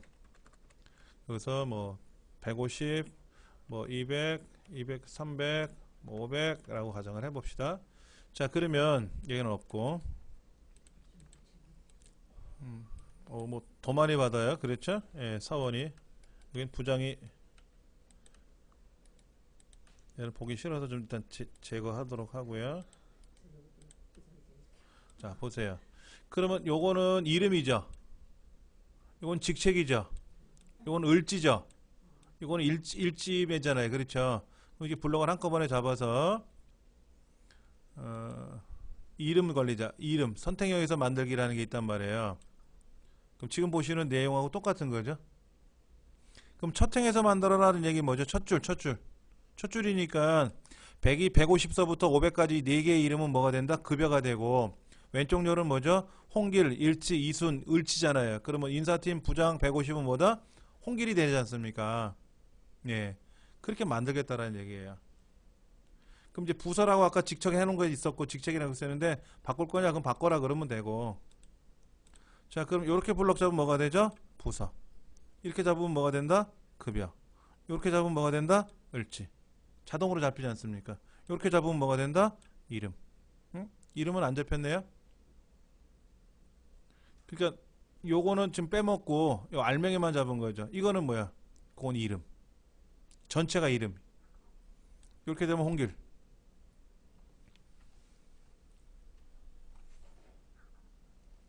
그러면 수식에서 수량이라는 이름이 뭐야? 수량이 뭘까? 125에서 735까지가 수량이죠. 그럼 C2부터 C6까지 영역이 참조된다. 맞는 말인 것 같고. 그 다음에 B2부터 B2 이거 아 이게 문제야. 단가인데 글자가 떨어져 있죠. 떨어져 있잖아. 근데 이름 상자 안에는 빈칸 못 넣는다며요. 다시 만들어 볼까요? 부서 떨어뜨려 놓고, 자 부서를 떨어뜨렸어요. 2칸 떨어뜨렸어요. 다시 한번 만들어 볼게요. 어떻게 됐어요? 밑줄이 들어갔죠. 빈칸 개수만큼 지금 밑줄이 들어갔어요. 밑줄이. 그러니까 빈칸은 밑줄로 메꿔야 돼. 왜? 밑줄은 가능하다 그랬지 않습니까? 그 문제가 여기 나온 거죠. 요게 틀렸다. 그러니까 이름 상자에 이름을 지정할 때는 빈칸을 허용하지 않는다라는 기준에 의해서 세 번째가 틀린 거죠. 자, 28번 문제. 22, 3, 4, 5, 4, 3, 223만 4,543이라는 숫자를 썼는데 샵, 샵 0.00 소점이 두 개가 나와야겠네. 0.00 하면 뭐예요? 무조건 나와라 하는 거고. 샵, 샵 컴마가 들어갔네. 컴마가 들어가면 어떻게 돼요? 1000분의 1로 줄이는 거죠. 근데 저 위에 543이 떨궈져야 되는데 5가 넘었잖아. 543이니까 반올림에 대해서 2235가 나와야 되겠지. 2234가 아니라 2235가 돼야 되겠지. 반올림을 했으니까. 그 얘기인 것 같아. 그러니까 세 번째가 틀린 거죠. 그 다음 서울 지점 금액의 평균을 계산하는 수식에 대해서 한번 볼게요.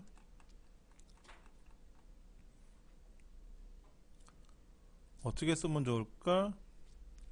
에버레이지 if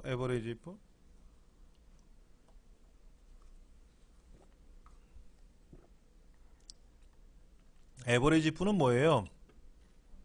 블럭을 잡고 어디에? 금액의 평균이죠? 그러면 금액란을 블럭을 잡아서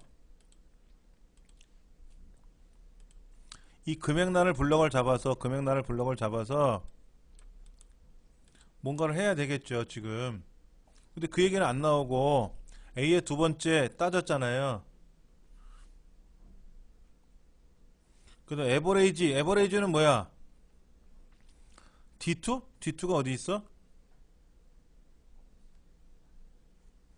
D2 서울. 그 다음에 그냥 완전히 노동이네. 내 몸으로 떼우는 평균이네. 자, 그럼 에버레이지도 한번 볼까요? 잠깐만. 면에서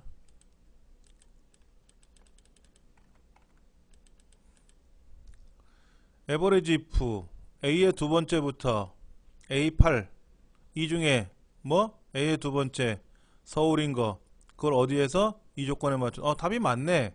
1번은 맞는 말이네요. 그러면 D 에버레이지는 뭐야? D 에버레이지 있을 때는 무조건 글자가 앞에 들어가야 돼요. 지점명이니. 지점명서부터 D8까지 이건 맞고. 뭐의 평균 구하래요? 금액의 평균 구하래. 맞아. 조건은 뭐야? 지점명이 서울이지? 지점명이 서울이잖아요. 그러면 A1, A2까지를 조건을 걸어야죠. A2만 잡았잖아. D 에버레이지나 D 썸을 할 때는 반드시 조건을 걸 때 어떻게 돼요? 지점명이 서울이냐? 이렇게 물어봐야지. 근데 여긴 지금 서울인 것만 쳤잖아요. 서울인 것만. 그건 안 된다 이거죠. 썸이프. 이것도 왜 이래? 그러니까 썸이프는 뭐예요 지금? 서울인 거의 합계를 계산해서 서울인 거의 개수를 나눴네. 개수로. 그러니까 서울인 경우에 금액의 합계와 서울인 경우에 개수를 계산해서 합계를 개수로 나눈 평균이니까 가장 무식한 방법을 이용해서 네 번째 문제를 풀었어요. 간혹 이렇게 내기도 합니다. 다음 서울 지점에서 발생한 금액의 평균을 구하시오. 근데 썸이프와 카운트이프를 쓰래. 그럼 이렇게 쓰셔야 돼요 여러분들. 조금은 문제가 조금 옳지 않은 걸 고르세요. 30번 시트 삭제 작업은 실행을 취소할 수 없다. 자, 이 시트 자체를 시트 1번을 삭제하고 싶대. 그래서 시트 삭제했어. 그럼 뭐라고 떠요? 영구 삭제됩니다. 삭제했으면 어떻게 됩니까? 못 살려요. 만약에 이렇게 실수하면 어떻게 돼요? 닫아야지 엑셀을. 닫고 저장하는 순간 이제 못 살리는 거죠. 그렇죠? 그럼 저장 안 해야지. 근데 기존에 저장된 파일을 불러왔으면 모르고 삭제했다 그럼 저장하지 말고 다시 불러오면 되겠죠. 근데 지금 새로 작업하고 있는 거야. 저장을 한 번도 안 했어. 그럼 어떻게 돼? 시트를 삭제했으니까 다시 해야지 뭐 처음부터. 사라진 부분을 다시 만들어내야죠. 우리가 복원을 몸으로 때워야지.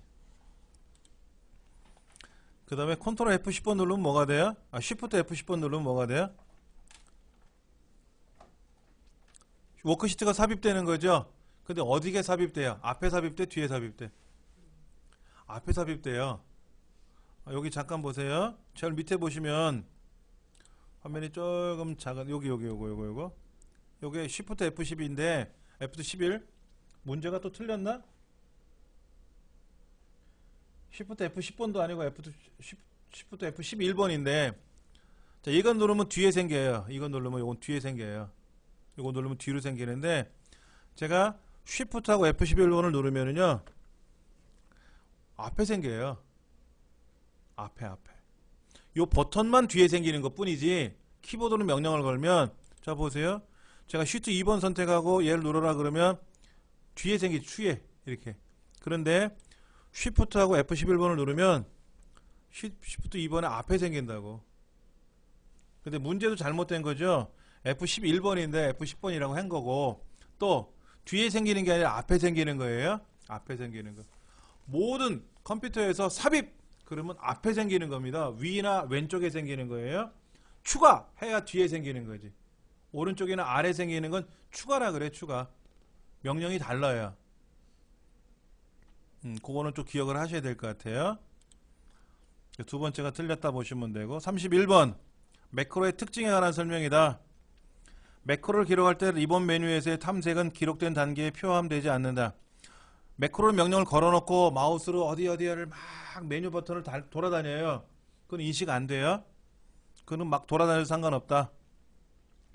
매크로에 작성된 내용은 내가 삭제도 할 수 있고 또 비주얼 베이직 VBA 모듈로 들어가서 편집도 가능하고 절대 참조를 이용하면 현재 셀의 위치에 따라서 항상 똑같이 나오지. 어느 셀에 있든지 똑같이 나오는 건데 절대 참조가 아니라 상대 참조를 사용을 하면 현재 마우스를 어디다 클릭해놓고 매크로를 실행하에 따라 달라져요. 근데 우리 시험은 항상 절대 참조를 이용하라고 나와 있거든요. 절대 참조를. 우리 매크로 시험을 볼 때는 절대 참조고 기본값이 절대 참조로 되어 있으니까 그대로 매크로 명령을 걸면 돼요. 32번 이게 뭘까? 모드 A3은 5네. 5예요. A6은 2. 5를 2로 나누면 몫이 2이고 나머지가 1이 되겠네. 나머지 1이 되고. 모드는 뭐예요? 모드?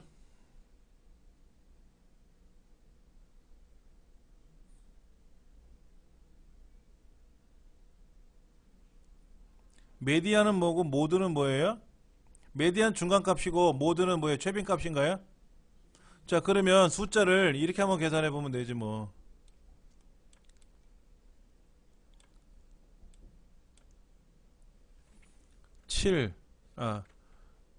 3, 7, 5, 3, 0인데 이거를 거꾸로 하면 0, 2, 3, 3, 5, 7 이렇게 되어 있잖아요. 그럼 가장 많이 발생한 건 숫자가 3이 두 번 발생했죠. 그 다음에 중간수도 얼마예요? 3과 3 사이니까 3이죠. 3이지 않습니까? 모드는 뭐다? 중간값? 최빈값? 메디안은 뭐다? 중간값? 그럼 중간값이니까 3과 3 사이니까 3이고 3이 두 번 나왔으니까 3이고 스몰 뭐예요? 세 번째로 작은 거래. 제일 작은 건 0이고 두 번째로 작은 건 2이고 세 번째로 작은 건 3 맞네. 그건 답은 1번이죠. 뭐 1번. 5를 2로 나누면 2.5인데 몫은 2고 나머지가 1 남잖아. 1. 예, 5하고 나머지 1. 답은 1번이 되겠네요. 이거 산수 문제인데 함수가 나와서 좀 헷갈렸던 거지 뭐. 예. 순위 구하는 문제가 나왔네요. 순위 구할 때 두 가지가 있죠. 큰 숫자가 1등이냐 작은 숫자가 1등이냐. 맞죠? 작은 숫자가 1등을 해야 되겠죠. 이거 100m 기록이니까 15초가 1등이면 말이 안 되잖아. 그래서 옵션을 1이냐 0이냐 이거죠. 1이냐 0이냐. 옵션 1을 써야죠. 1. 세 번째가 답인가요? B2부터 B5까지. 1번은 선수명 이름 갖고 따졌으니까 의미가 없는 거고. 네. 2번은 뭐예요? 옵션을 생략하면 뭐가 되는 거예요? 큰 숫자가 1등이 되는 거죠. 2번하고 4번은 같은 의미가 되겠지. 답은 3번이다. 34번 다음 아래 워크시트는 수량과 상품 코드별 단가를 이용해서 금액을 산출한 것이다. 먼저 금액은 수량 곱하기 수량이니까 C의 두 번째 곱하기 그러니까 두 번째 B2 곱하기는 땡이네. 그 두 번째 보기는 땡이죠. 그렇죠? 그 다음에 이 데이터가 아래 표를 보시면 코드가 위에서 아래로 내려가 있으니까 Vlookup이잖아요. 그러니까 Hlookup은 아니네요. 그러니까 네 번째도 틀렸네요. 그러니까 지금 1번하고 3번 둘 중에 하나인데 저 끄트머리 한번 보세요. 끄트머리. 지금 상품 코드가 첫 번째 항목이고 단가가 두 번째 항목인데 첫 번째 보기는 뭐라고 돼 있어요? 상품 코드를 가져오라 그랬거든. 상품 코드를 가져오라 그랬어요. 뭐를 가져와야 되는데 단가 항목을 가져와야 되는데 두 번째 항목. 그 답은 세 번째 수밖에 없지 않느냐 이거지. 컴마형은 뭐예요? 컴마형은 똑같은 상품 코드를 찾아야 되겠죠. 그러니까는 지금 1번하고 3번 중에 만약에 요거 두 번째 항목을 가져와라 그러면 둘 다 두 번째 항목을 가져와라 그러면 옵션 1이냐 옵션 0이냐가 이게 중요한 건데 일단은 0과 1 떠나서 첫 번째 코드를 가져오느냐 두 번째 단가를 가져오느냐 문제로 바뀌어버린 거죠.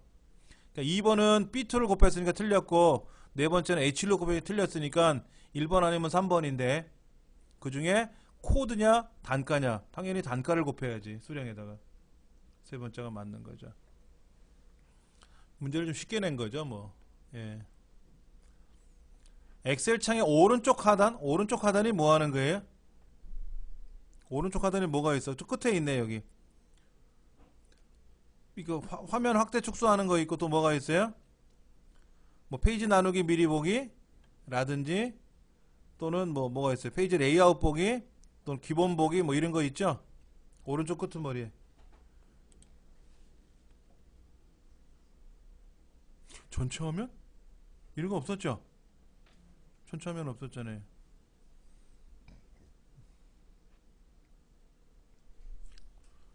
그 다음에 전체 항목의 합에 대한 각 항목의 비율을 나타내기 좋은 그래프가 있대요. 원형 그래프지 뭐. 원형 그래프. 이건 뭘까?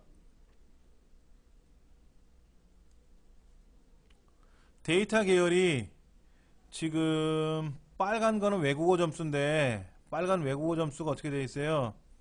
개발부나 영업부나 총무부는 좀 넓게 포진되어 있는 반면에 관리부 영업부 외국어 점수가 어떻게 되어 있어요? 안으로 내려와 있네. 이게 쭉쭉 펴져야 좋은데 한쪽에 내려왔어요. 그렇죠? 0하고 가깝다 이거죠. 그것도 우리가 확인할 수 있고 중심점 0에서부터 외곽선으로 나오는 축을 갖는다 맞고 여러 데이터 계열의 집계값을 비교할 때 쓰는 거고 교과 점수 특히 저기 자격증 점수는 어때요? 자격증 점수는 다른 거에 비해서 많이 작네요. 그렇죠? 이런 것도 우리가 볼 수가 있죠. 그 다음에 각각의 계열마다 영업부 축 따로 있고 총무부 축 따로 있고 개발부 축 따로 있어요. 네, 축이 되어 있고 두 데이터 계열에서 최적의 조합 두 데이터 계열이면 어떤 계열이라는 거야? 없잖아 그런 거.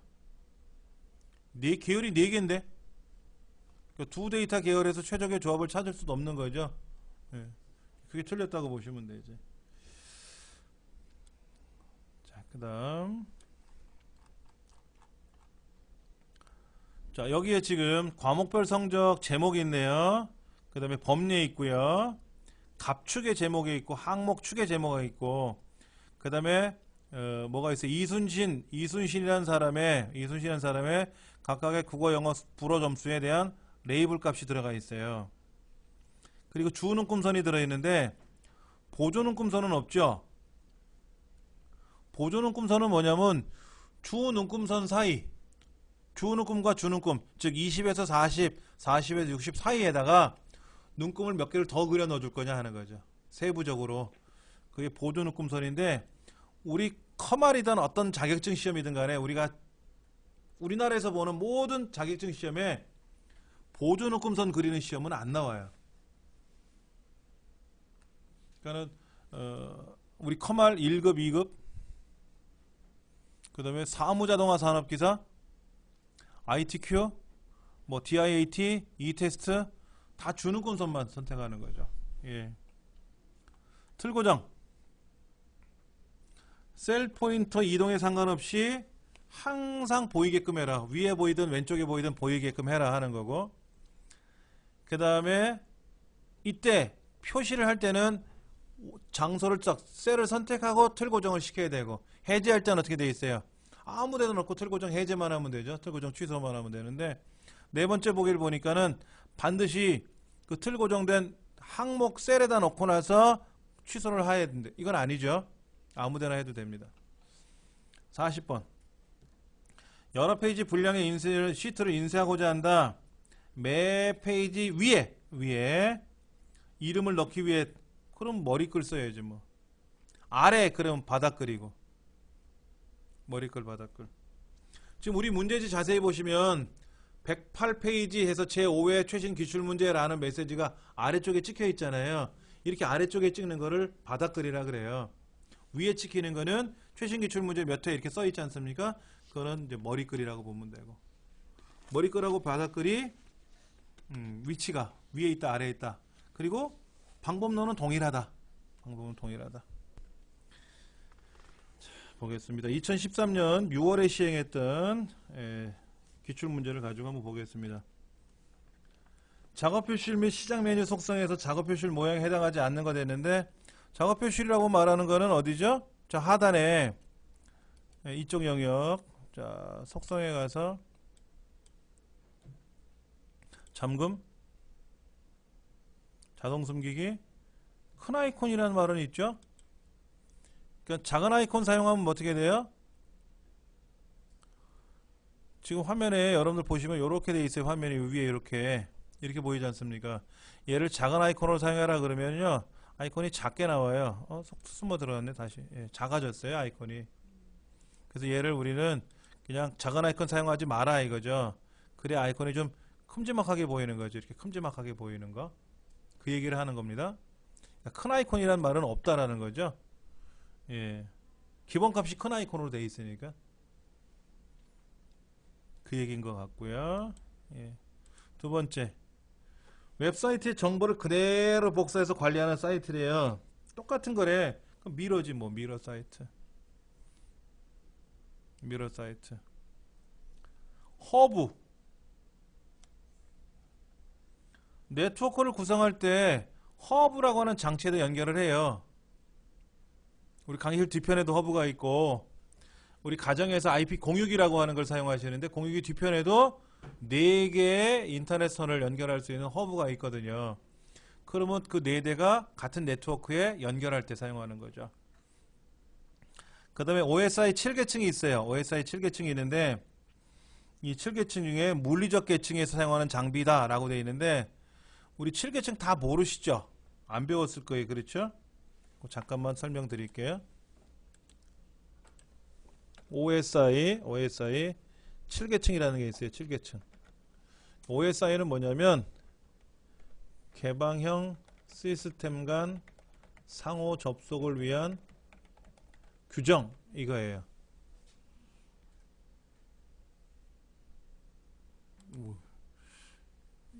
84년도에 배운 건데 아직까지 머릿속에 남아있는 거 보면 얼마나 혹독하게 배웠는지 제가.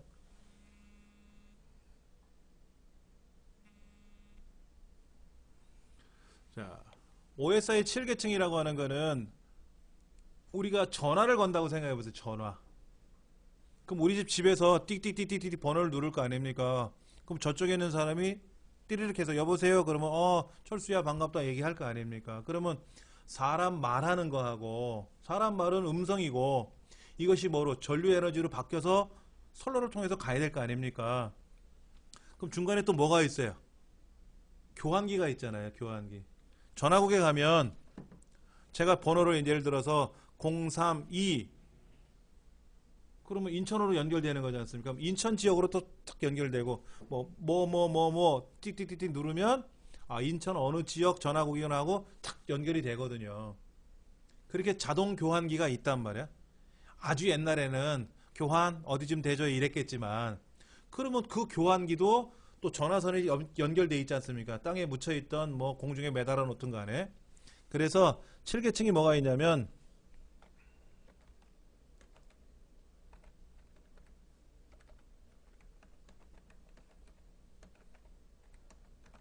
이렇게 돼 있어요. 물리 계층이 있고 데이터 링크 계층이 있고 네트워크 계층이 있고 그 다음에 전송 계층이 있고 세션 계층이 있고 표현 계층이 있고 응용 계층이 있습니다. 이렇게 7개 계층을 OSI 7계층이라 그래요. 근데 요 계층이 이제 물리 계층 같은 경우는 하위 계층이라고 부르고 그 물리계층이라고 말하면 뭐예요? 전화기 자체. 전화기 자체 이런 거죠. 그러면 전화기에서 우리가 띡띡띡 누르면 어떻게 돼요? 전화 신호가 가야 되지 않습니까? 어디로? 전화국으로. 여기 이 마포 지역은 어디 신촌 전화국으로 가나요? 아니면 원효 전화국으로 가나? 여기 원효 전화국 있죠? 용산에 그 원효 전화국으로 갈 거예요. 그래서 저는 제가 이 동네 살 때 원효 전화국에 가서 전화를 신청했던 기억이 나거든요. 그다음에 저쪽 건너편 반대쪽 저쪽으로 가면 이제 신촌 전화국으로 연결이 되는 것 같고, 뭐 서대문 전화국이 있고, 뭐 양천구 저쪽으로 가면 이제 화곡 전화국이 있고 이렇게 돼 있는데, 그걸로 연결이 돼야 된단 말이에요. 전화선이 가야 되고, 그럼 거기 있는 이제 교환기를 거쳐 가지고, 그래서 그거를 상대편 전화국으로 또 연결을 해서 거기서 띠리릭 하고 신호가 와야 여보세요 하고 얘기를 할 거 아닙니까? 그럼 이제 말로 밥 먹었냐 어쩌고 저쩌고 하겠죠. 그런 건 이제 응용계층이라고 보시면 되죠. 표현계층이고, 예, 이러한 7개 계층이 있어야만 다 돼요. 인터넷도 마찬가지고 모든 것들이. 그런데 허브는 무슨 계층이다? 물리적 계층이다 이거죠. 기계 덩어리니까. 그 얘기를 하는 겁니다. 허브는 더미 허브가 있고 스위칭 허브가 있는데요. 스위칭 허브는 이런 겁니다. 제가 지금 사용하는 허브가 100메가, 인터넷선이 100메가예요. 100메가 bps야. 근데 5개의 신호가 들어왔어요. 네트워크상으로. 그러면 각각 100씩을 쓰는 거예요. 각각 100씩. 그게 스위칭 허브고, 더미 허브라는 말은 바보니까, 덤앤더머 뭐 이런 바보란 뜻이니까는 5개 신호가 들어오면 100메가 신호를 5분의 1로 나눠가지고 각각의 20메가씩 속도가 가는 거예요. 과거에 이랬었어요. 왜냐면 허브가 너무 비싸가지고 스위칭 허브 자체가 너무 비싸니까는 더미 허브를 이용했었어요. 그러니까는 많은 사람이 허브에 접속을 하면 어떻게 돼요? 네트워크를 느려지는 거야. 그러니까는 뭐라고 하느냐, 안 쓸 거라면 빨리 나가라 이거지 막.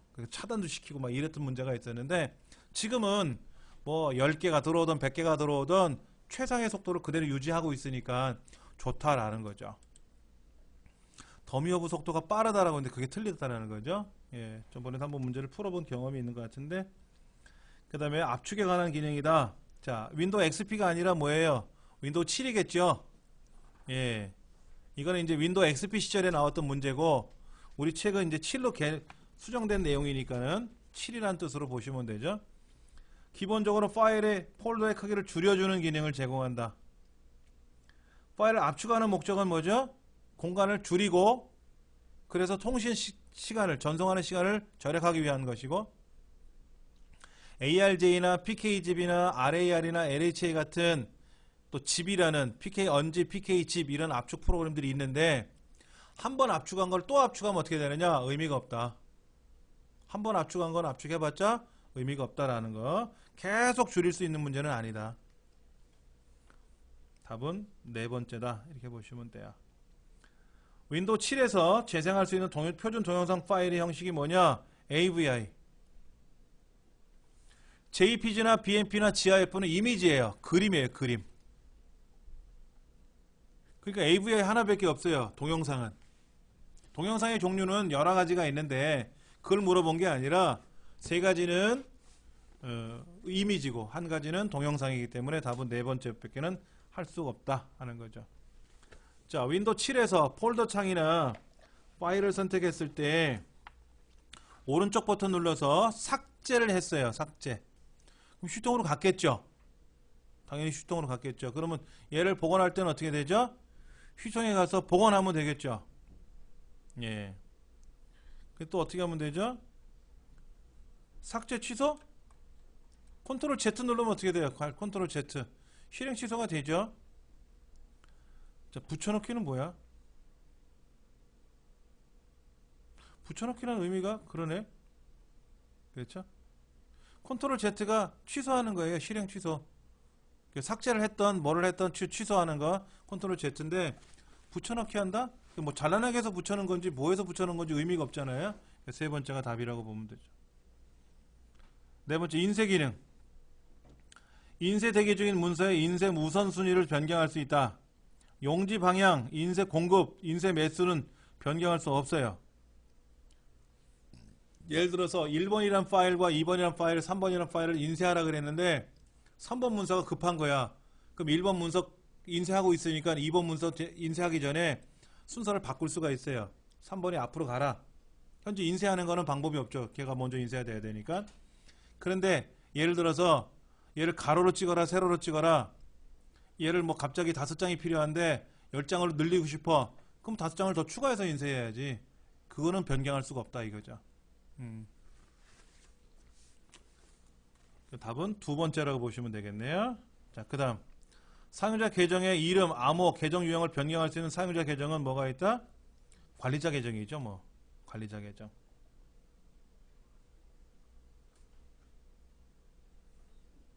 그런데 이게 지금 윈도우 XP에서는 이렇게 나오겠지만 윈도우 7은 계정 이름이 좀 달라요. 관리자 계정, 게스트 계정, 표준 사용자 계정하고 제한된 계정이라는 말은 없어요. 근데 일단은 모든 것을 통제할 수 있는 거는 관리자 계정, 어드미니스트레이터 밖에는 없다. 작업 관리자에서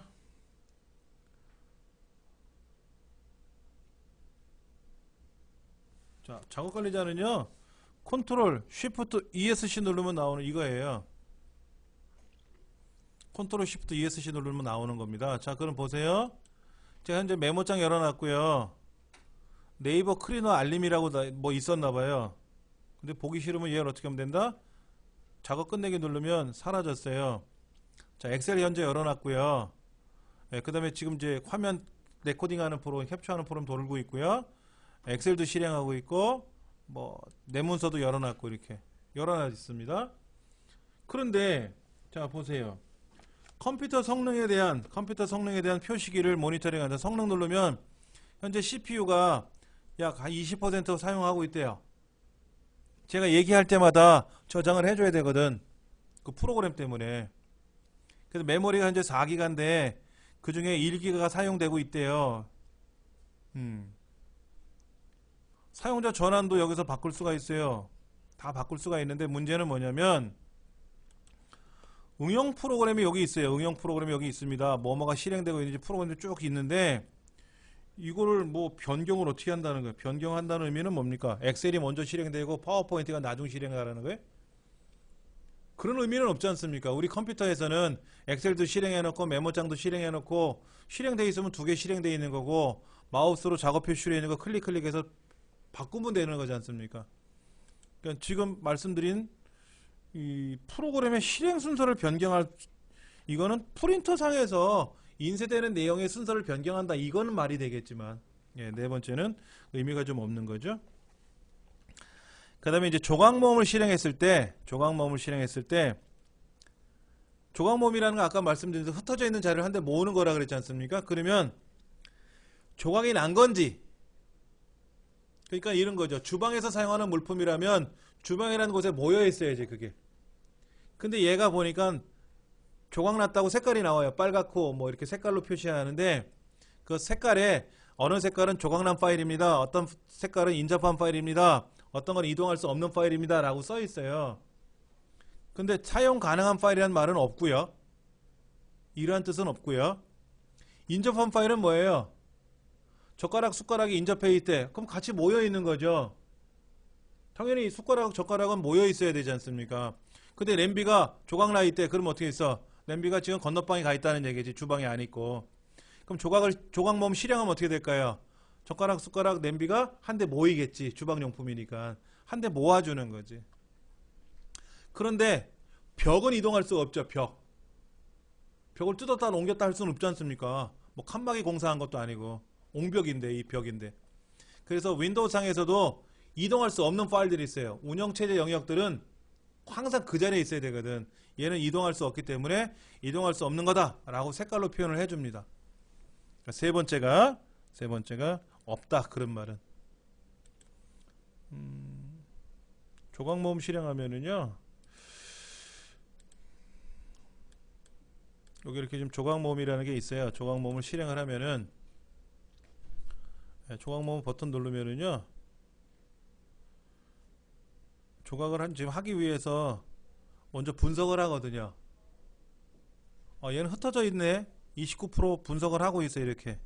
그러니까 여기는 0% 조각, 0% 조각, 0% 조각이라고 돼 있으니까 조각이 안 난 거잖아요. 그러니까 굳이 이건 조각 모음 할 필요 없다라는 거죠. 다 지들끼리 모여 있다라는 거지. 근데 이제 C 드라이브는 내 문서 특성상 복사해서 붙여놓고 잘라내기 붙여놓고 또 한글 2007 설치했다가 제거했다가 또 한글 2010 설치했다가 제거했다가 들락날락 굉장히 많이 조각이 많이 나거든요. 그래서 보통 C 드라이브만 조각 모음을 실행하는데 분석을 해서 봤을 때 조각 모음 안 해도 됩니다. 그러면 할 필요 없는 거고 조각 하세요. 그러면 그때 가서 조각 명령 걸면 조각이 돼요. 이때 이제 색깔로 표시가 된다. 이렇게 생각하시면 됩니다.